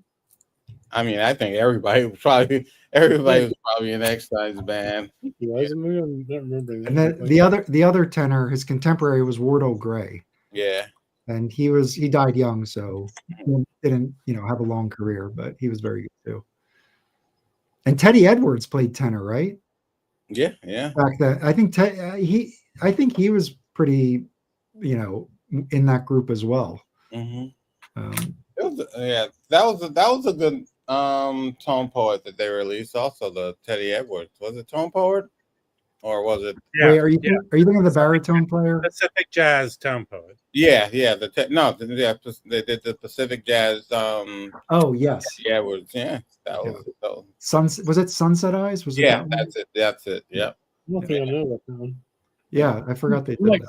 I'm like 6 months behind on Tone Poets at least. Not Doodoo, it's Dooto. And there's a Dexter Gordon record, and there's also a Carl Perkins, introducing Carl Perkins, and the original expensive. I have a reissue of the Carl Perkins. In fact, I think it was in Atomic. He pulled one out from the back. I go, "You get a price that?" I think he was going to put it on the wall. But there's a 1970s pressing that's cheap. It's a good record, man. Yeah. I've been considering getting it, but And then I got something some current stuff. Well, like current release. This guy, drummer Dan Weiss, and I saw him at a Blue Note with another different group. This is a quartet, and it has this guy who I wasn't familiar with, Peter Evans on trumpet. It has Patricia Brennan on vibraphone. Anything with Patricia Brennan on it, I pick up because I love her playing so much. And it has Miles Owazaki on guitar, who I also like a lot, and Dan Weiss is on drums. And this is really, I listened to this. I've listened to it twice. I streamed it once, and then after I cleaned it, I listened to it. It's 3 sides, of an LP, and it's a gatefold. And who's the guitar player? The Miles Owazaki. Is he the one that had that Trickster CD? Yeah, he leads. Yeah. Trickster is his group. Yeah. He also did the Solo Monk CD. Oh yeah. And he has there's a live. He released a live Trickster album, on vinyl that was recorded in Brooklyn. That's really good. Also, I know Felipe has it, but anything with Patricia Brennan, I pick up. And I saw him with another group at Big Ears. I saw him with. Here's the LP. This is Dan Weiss, called Even Odds, and it has Miguel Zenon on alto, Matt Mitchell on piano, and Dan Weiss on drums. And it was an excellent performance they did at Big Ears. And so, because I didn't have this before, I got this after I saw them perform at Big Ears, and I ordered that. So, what's the style on it? Is it just like it's on this? It's hard to like. I don't the pigeonhole like some songs sound like sort of ECM-ish with a bite. And then some sound like a little post bop. It's really hard. It goes from song to song. I couldn't say there's an overall feel to the whole album. It distinct, like cut to cut, but it's really good. I just and like I said, I'm just Patricia Brennan. She is my favorite vibe player right now, and that's saying a lot because I think there are a lot of good vibe players out there now. Well, thank you Does she for telling us any- about her. Hmm? Felipe brought her up last week and yelled at all of us for not knowing who she was. Oh, I mean, she's I mean, she has her last album from last year was on a lot of people's best of list. Nice. And then she has a solo recording where she's playing vibes and marimba and electronics, and then she plays in a variety of people's groups.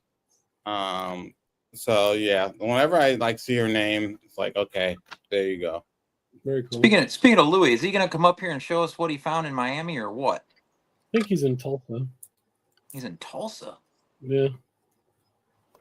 He got Does he go on the road for work a lot or something? He got No, tatted up in Miami. He got tatted up in Miami. He's recording music this weekend. Ah, okay. He's a busy man.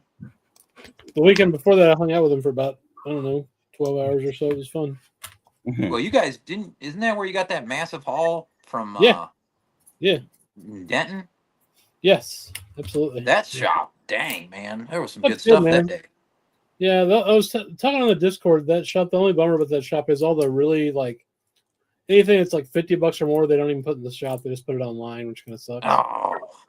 But they have enough good shit that it doesn't matter. They have lots of good $10, $20, $30 records. Well, here, let me ask you this. If they have something on Discogs and you order it, can you pick it up in store? I don't know. I'd be too lazy. I mean, it's 30 miles from here. I'd just let them ship it to me. If I was doing that, maybe. I don't know. Because like what I do, like when I go home for Christmas, I know I'm going to Bop Shop and Record Archive, and they have both sell a lot of rare stuff on Discogs too. So Yeah. I'll look at their Discogs and then just have them.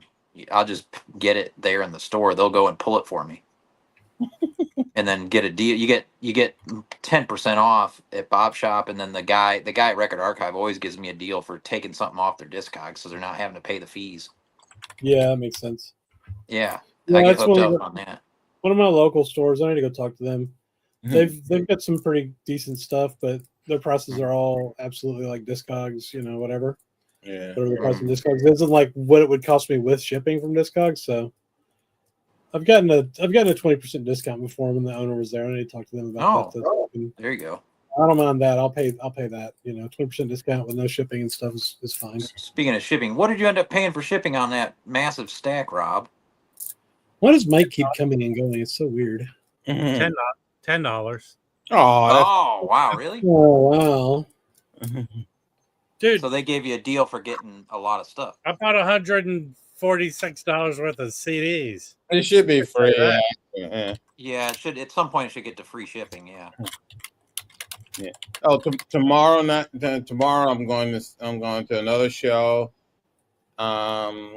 It's Branford Marsalis, and it's a double bill. Branford Marsalis Quartet, and then Charles Lloyd. Oh, cool. Damn. Yeah. See the new stuff from the new album? Yeah, the Branford. Well, I don't know if he's performed. Yeah, he's performing stuff from the new album, but I don't know. It's not he's not going to perform the whole album from what I think I've heard him say. Because I haven't listened to a lot of Branford interviews, because he's like the best guy. They're like, if you're going to interview a jazz musician, he's like the best, because he's not gonna just go on there and like, okay, I got this recording and I'm trying. He's not gonna just try to push his recording. He's gonna talk about shit, like he'll talk about his students and how they come and he has and they don't people don't know shit, and he'll talk about how sad his playing is. It's just he's like the best interview in jazz, and still, and you can go back and listen to old interviews with him, and they're really freaking interesting. And even the recent ones are just like phenomenal. What do you think about this take, Mike? This seems like a good comment. Branford's old drummer is my fave jazz drummer, Jeff Tain Watts. Yes, he's one of the great living drummers. I love Tain. Tain's been like ever since he appeared on the scene, you know, he's like one of the great drummers. You know, he started playing in the 80s. In the 80s, you know. There was an announcement here in LA that Blue Note is opening a club here in Los Angeles. Yeah, I saw that. Yeah, and here's the first show is August 14th. Robert Glasper is opening up the club. But that show that you said that you're going to see is coming to the club. Yeah, the Bramford's coming. It's a good long show. Where's that located in the city?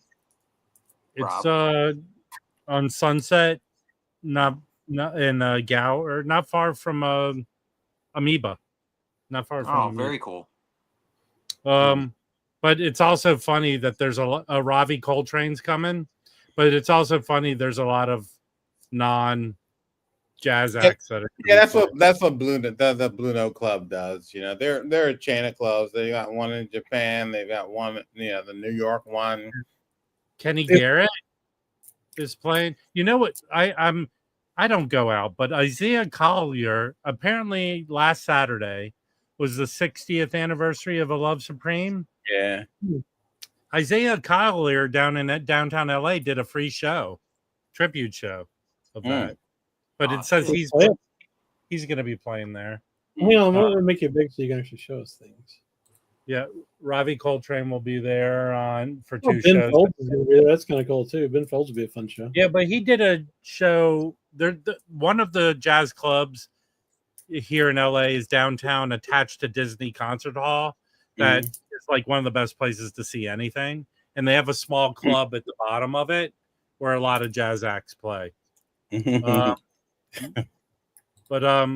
Robert Glasper, who else is coming? You know, Esmeralda Spalding. Ravi Coltrane is actually a really good, good act to see.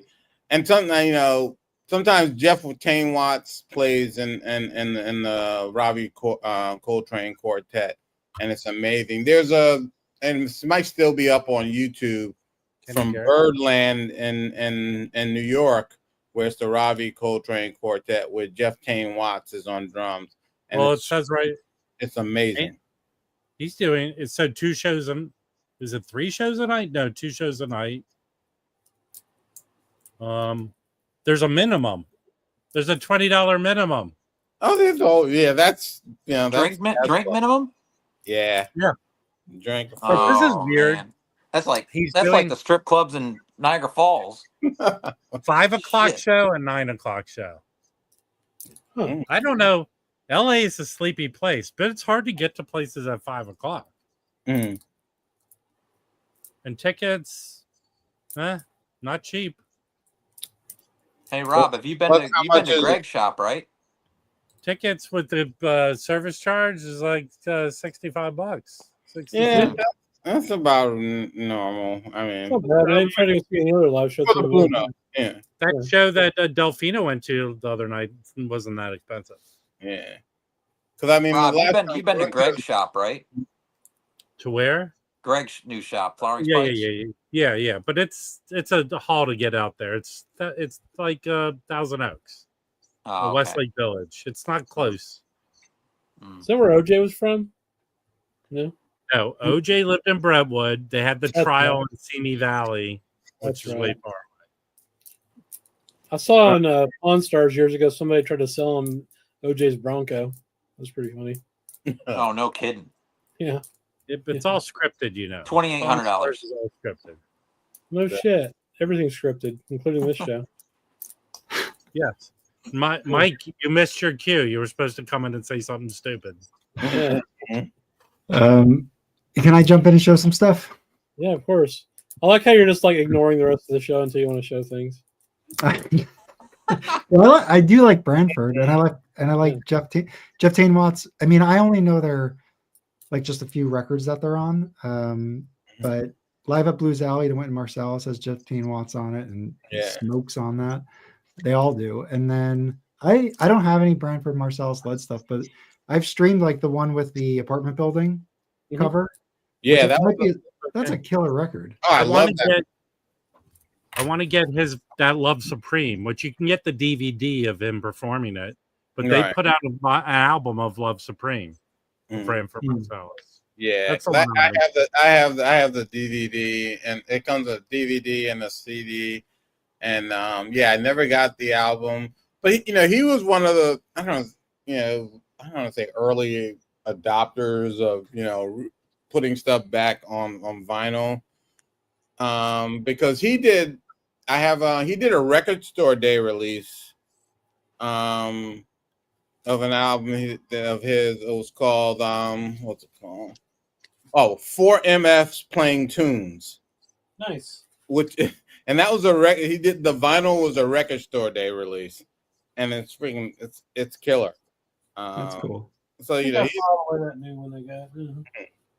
What's that? What, Session in the City or something? Is that one with the apartment building? Know what it's called? He does. Scenes in the City. Something like that's is that his first one? But that Scenes in the City, it's the Mingus song. It's the Mingus thing. But the guy that does the narration on that is Wendell Pierce. Okay. From The Wire and well, hold on. No shit. You know who Wendell Pierce is playing? He's Perry White in the new Superman movie. Oh no shit. Yeah.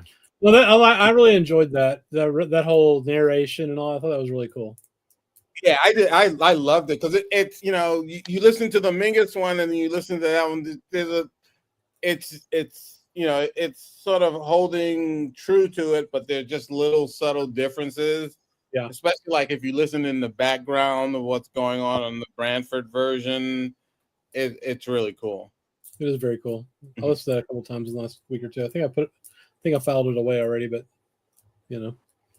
Hey, Rev, you need to do a show where you make desserts, cold chilled desserts, and call it ice castles. You know what Rev needs to do? Rev needs to come up on the Jazz Bums sometime finally. Rev's Instagram is the best Instagram.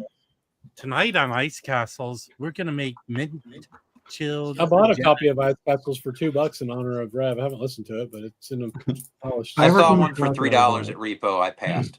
Hard pass. I just bought it for the meme value. Yeah. I was gonna. I picked up a copy. I was gonna show it tonight.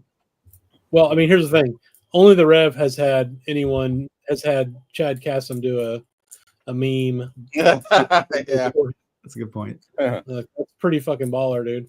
You know. So. Yeah. Are you gonna show stuff, Mike? Yeah, I can show some stuff. Well, wait. Before you show it, Mike, say, "Look, guys," and lead up to it with a lot of nonsense, and then the letdown is you showing the record. All right, that's what you're gonna show looks somewhat familiar. All right, so I picked up. What is happening? What are you doing, man? I don't know. It's weird. Hang on. There you go. Okay, that's weird. So I showed this Mal Waldron, Steve Lacy earlier, CD. Yes. So even though I didn't listen to this, it inspired me to pull this out and give this a listen. So Mal Waldron, Steve Lacy. This was a record store day from I guess last year, maybe. Yeah. And anyway, it's very good. I really enjoyed it. They do. I think on every side they do a Monk song, and they're wonderful. I mean, it's a great recording. There's an excellent Mal Waldron documentary that's on YouTube. And in that documentary is when that concert, they performed that concert during that documentary. So a quartet. Anyway, this came out for Record Store Day. I haven't looked it up, but it might be worth checking the price on this now to see if it's come down. And I don't know if it has. It's that's one of the best releases I've ever did, man. That thing's kick ass. Yeah, it was real good. This was a promo that we got from Zev, so it came with the little right up. What is it? It's a promo? Yeah, we got this from Zev. We did. You did. I didn't. Yeah. Anyway, it's very good. So let's see what's going for. You can get a copy for $35. So that's a good deal. That's a good price. But wasn't it $40? No, it's two no, LPs. it's a double LP. I think this was like $50. think it was more expensive. So anyway, just a reminder to check this session out. I think it probably was put out on CD too. Oh, absolutely. Yeah, Let's see. it was. It was. Yeah. Yeah, how much is the CD? I mean, any Steve, there's another Steve Lacy, just Steve Lacy and Mal Waldron, the duo thing, on Hat Art, where they're performing live at this I think it's cafe in Germany, and it's freaking awesome. It's the best. I'm trying to look on my yeah, it's called Live at the it's Paris actually. Live at the Dreher, Paris, 1981, Round Midnight, Volume 1. Okay. And then Volume 2 is called The Peak. It is freaking killer. And both of them are on Hat Art, I believe. Yeah. And they're just amazing performances. They do monk tunes. They do some Lacey's, some originals. And I mean that is like my favorite performance of those two CDs are the favorite performances of Monk and Lacey together. I think they're both they're 2 CD sets, and I think they're actually available on vinyl. Yeah, They're separate. They're separate. Mm-hmm. If anybody wants to pull them up, we could show them. Also, they're lighting fireworks off like crazy in my neighborhood. I don't know, Mike, are they lighting them off in the city yet? They earlier this week they were, and last week for some reason not tonight. Well, maybe because there's a Yankee game. Why are they lighting fireworks? Is for July 4th already? Yeah, Knuckleheads got. I guess they got their shipments in early. Oh yeah. Oh, I'm right at the border of the stockpiles, man. South Carolina, dude. Oh yeah. They're number one stuff. export.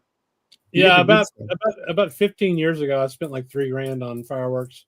And I ordered them from a wholesaler. I ordered them from a wholesaler though, and I went a little crazy. It was literally a pallet that was 8 feet tall, dude. It was hold on.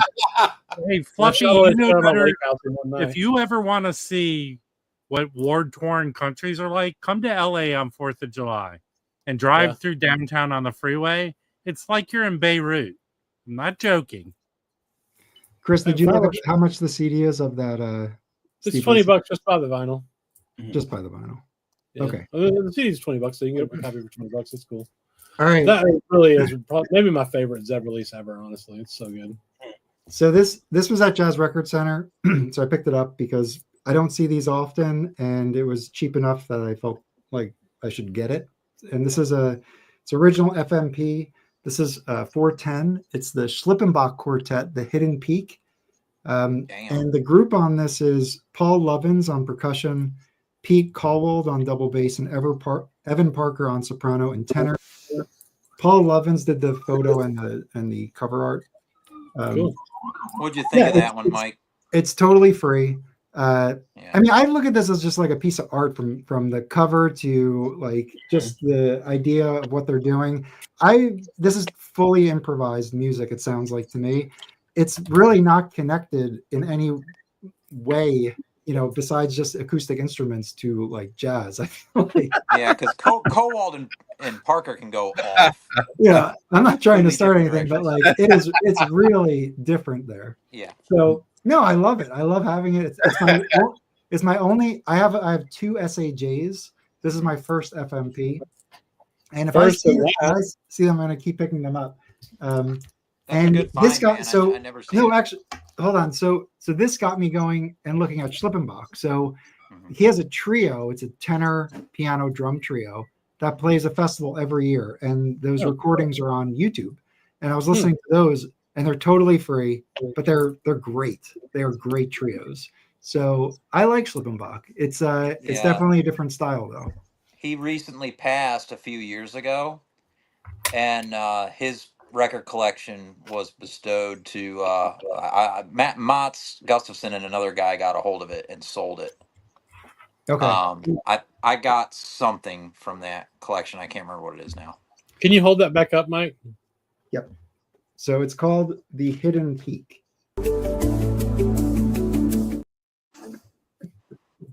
I'm not going to auction this. That'll be in a future auction, guaranteed. So you're not honoring my bid?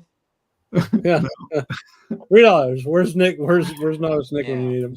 Okay. All right. Here's the one that I recommend for everybody to check out. But Dave, I mentioned this to you, and then Dom, if you're still in the chat, and Alex, I feel like you'll like this too. This was something I just came across. So I've been getting into Marshall Solal, and I just had a totally different understanding of who I thought he was as an artist. And the more I'm getting into him, the more stuff I'm finding that I like. So this one's $15. It's original French pressing. It's called Sans Tambour and Trumpet. So without drum, without trumpet.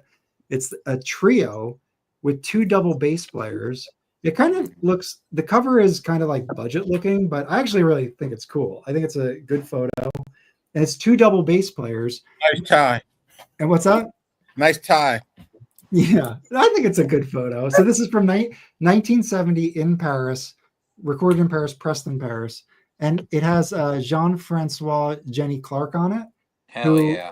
is a killer bass player. So this is 1970. I think he started around late, like 68 or something. So it's an early one of his. But just to give you a flavor, you have Solal and Jenny Clark, or JC, JC on this.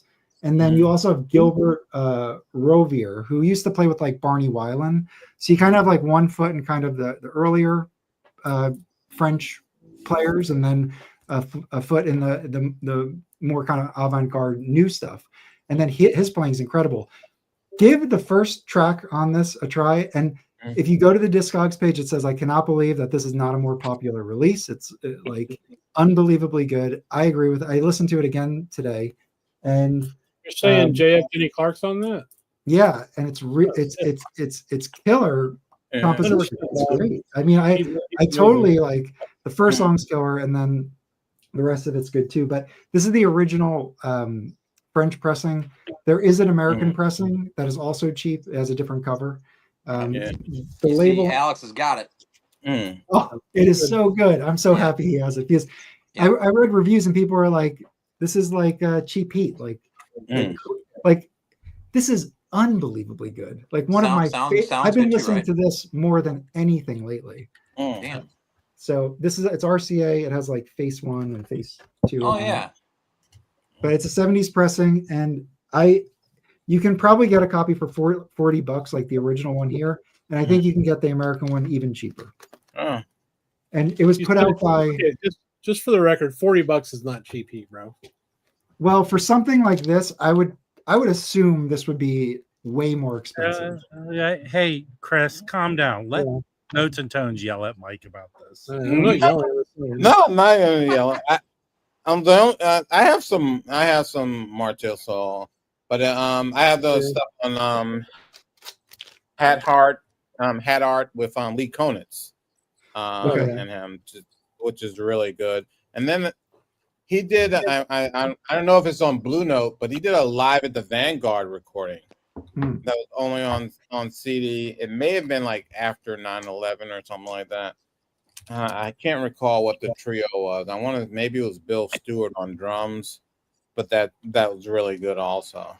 Yeah, he I mean, that record is unbelievably good. So I definitely recommend checking it out. So I've just been listening to it nonstop. All right, the next one is also cheap heat.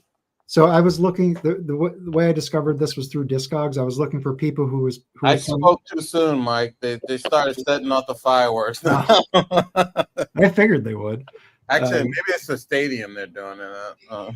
So I was looking for people who were playing Tristano songs, and there was very few. Anthony Braxton popped up, and this record popped up, and I found on Jazz Record Center for $8. It's on Choice, and I'll just show it. It's Lenny Popkin. It's called Falling Free, and it's with Eddie Gomez and Peter Scatteredico. I can't say that, but anyway, it's another trio, and they do two. So he was, I think, a student of Tristano, or in that like school of students that were playing, and then the producer on this, Connie Crothers was also like a Tristano disciple. So yeah. so and I think that Peter guy on drums was also part of the post Tristano scene, I guess, in New York. So anyway, this is really good, and it's really cheap still. There's like a few copies on Discogs. Go check this out. It's a little out there, but it's in like the vein of like Tristano and Giuffre and like those types of players. Really, really nice. So Is that what label is that? on Choice. Looks like a Candid cover. Interesting. So the record sounds great. It's a good recording. Pressing's fine. It's all good. I highly recommend this too. And I don't have anything else on Choice, but I know I've seen the label before. Yeah, I Yeah, have one. there's a lot record. of. I think there's some Joanne Brackeen on Choice. Right. So Oh, right yeah. now, Choice is actually owned by the same company that owns Candid. So the reissues that are coming out, it's the same company. Nice. Broke my Discogs, but Discogs No Streak sealed copy of the Soul Trio for 28 bucks. Nice. Good deal. All right. Now you got Dom spending money too. Yeah. And then this I listened to once. This is I got this at Jazz Record Center as well. This was, I forget how much, but it wasn't expensive. It's an original stereo of Jimmy Giuffre Quartet in person. Oh Yes. yeah. So this is at the five. So basically, what this is, it's his like trio that he recorded with on Verve, but with a drummer. So it rounds out the quartet. But it's the same kind of style of playing, and it's live at the 5 spot, which is. So is that the mono? That's stereo too. This is. I got this with that collection I bought. So let's I think see it's a what- mono. It's mono. So so mine's yeah. better than yours. Yeah. Okay. Anyway, this is perfectly clean, and yeah, it's I think it's one of the few documents of him playing live during that era. So it is cool. There was a Record Store Day record that came out like 6 years ago. Where it's Okay. live in New York. Okay. Yeah. But yeah, this is 1960 5 spot New York. Nice. And yeah, I mean, great photo. There's that Eric Dolphy at the 5 spot with the same Yeah. kind of stuff. Yeah. So With an orange cover, or a black cover too. black cover. I have a version that's an orange cover. I have that one. Yeah. That's the Must be a cover. reissue of some type. Actually, check mine out. I haven't cleaned mine yet, Mike. But look at that. Mike. How'd you have it right there? The person that owned mine taped the Downbeat review. Oh, Huh. cool. Yeah. Oh, that is good. Oh, Anyway. I love when stuff like that's on in records or whatever. This always has to be within arm's reach. Actually, it says right here, I'll read a little clip from it. I would never, ever consider this cheap heat. I'm sorry. I didn't say that was cheap heat. No, I'm joking. Come on, man. Get with it. All right. Okay, and then so I was diving into like Japanese artists, and what I kind of found is like basically the jazz scene in Japan really blows up in the 70s.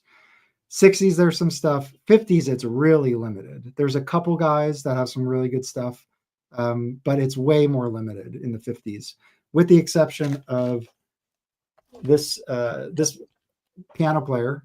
This is Toshiko, and it's Toshiko Akiyoshi, and she has a record on, I forget what it is. It's maybe it's Storyville, and it has like Paul Chambers and Philly Joe Jones or something like that. Whoa. It's a live one. This is another early one. This is my favorite one actually. And this is obviously on Verve, and John Hanna is on piano and Eugene Cherico on bass. I don't know them, but her playing is exceptional, and she does like Bud Powell. She's very much in what's like the hip vein of what's going on, and she's a great player. How'd you find a clean copy like that? Unbelievably good, and she has a long career. I mean, this is just her early stuff, but Yeah, I think she did Candid do something, or with her and Charlie Marciano. I think they Candid? yeah, I think they released. Possibly. I think they She- released it, and she then I have recorded- some. I have some of her later stuff.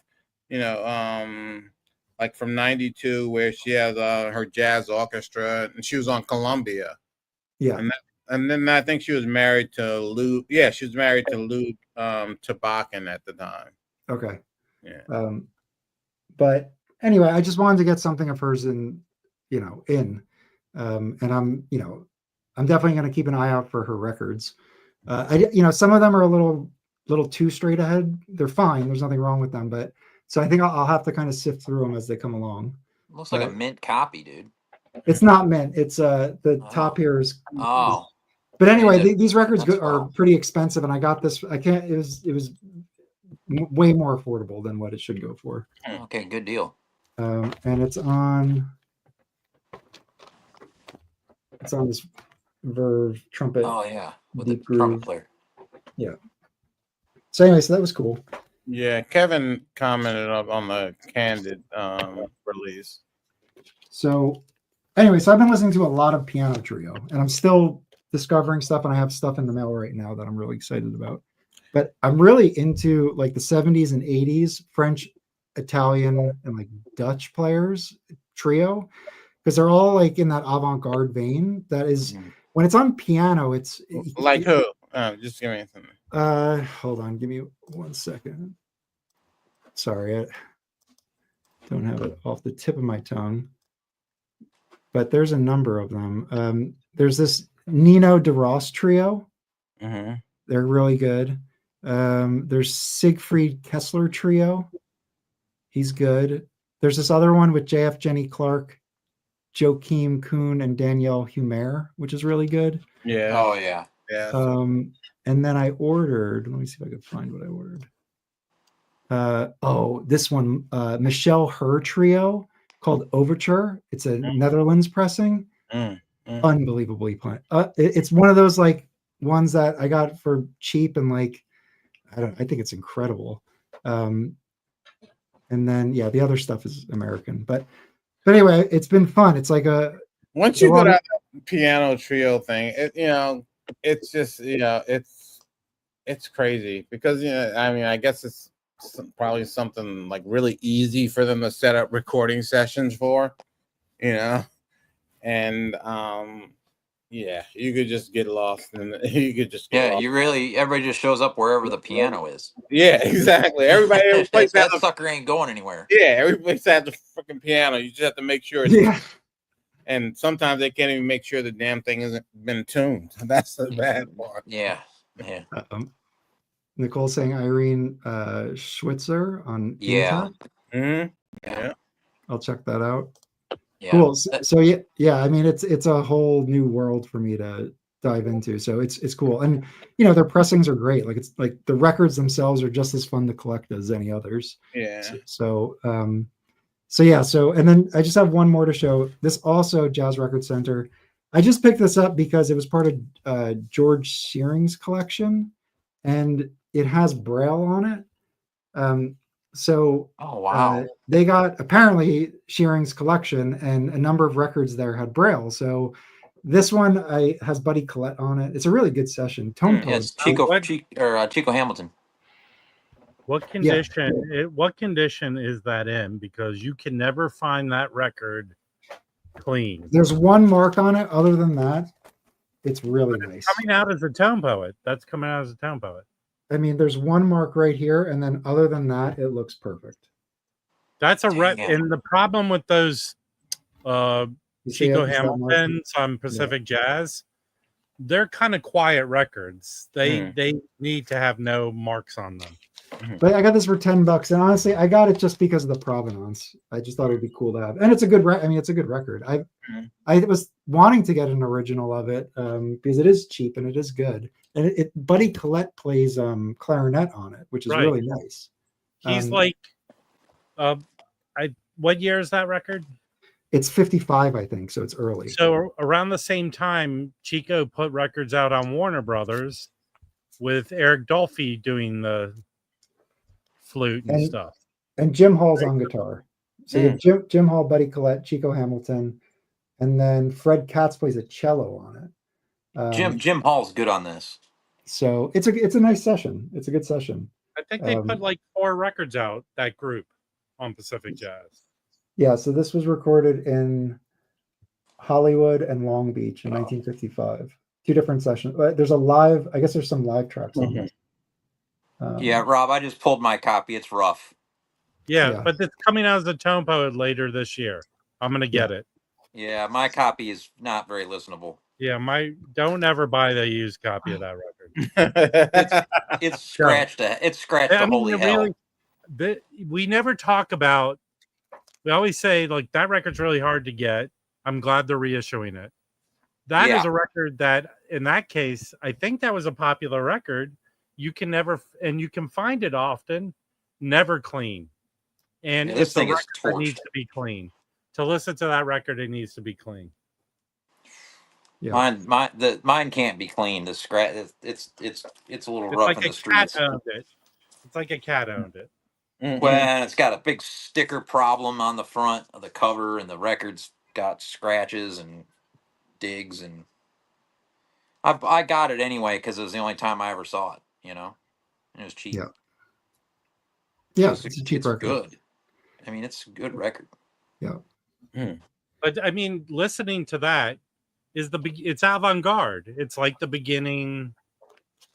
I don't know. Yeah. That started everything. No, I agree. I mean, Chico was collaborating with Dolphy. I mean, those guys on the West Coast were way into that like chamber avant style, and it's a really great style. Like it's really fun to listen to, and I would call it like a precursor to Ornette. Like I think that it is. I think and they were doing stuff out of the Tristano school, which is late 40s. So I feel like it all starts right at at the end of the 40s. Well, I like that they had cello in this group too. They had both, didn't they? And some of the groupings have both. Yeah, definitely. But that was kind of I mean, Jimmy Giuffre was around early, but even the regular players like are on some of those records. Like Russ Freeman and Shelly Mann are on some of those records, and people do not think of them as like out playing, and they definitely get out there. So that, and they're all that whole like West Coast group, like Shorty Rogers's group, and those players. But like I really ignored Shorty Rogers, and there's some groupings with Jimmy Giuffre's with Shorty Rogers. Yeah, but there's some stuff that's like that style of avant-gardeness with Shorty Rogers. Well, I did an article on the one where he does with the Vibe player. I forget his name now. Teddy Charles. Teddy Charles. And Shorty Rogers plays trumpet on it, and that's way out there. Well, not way out, but I mean it's out. It's of that same style that Chico was playing. And Giuffre and all of them. Yeah. But I think like for West Coast, that's my favorite West Coast stuff, without a doubt. What other stuff did they have in that Shearing collection? Chris from WCB Jazz Vinyl, thank you, picked up some Prestige Lenny Neilhouse. I think like 2 of those records had it. And I think they had a bunch of other stuff, but people had been buying it. Did they all have the Braille strip? Yeah. So actually, that's really cool. So some of them had it at the top here. Yeah. And I actually think this one had it at the top. And then they replaced it with this. Hey, this is an early record. Hey, Baggy, you moron. Just rewind the stream. Chris was on all up until about 10 minutes ago. You had to pay $2 for me to yell at you. So anyway, I've been discovering some new stuff, new to me stuff. And it's been pretty fun. And it's really that piano trio that's been pulling me in. Yeah, but it seems still to be like a good variety. Yeah, you know what I mean? It is still good.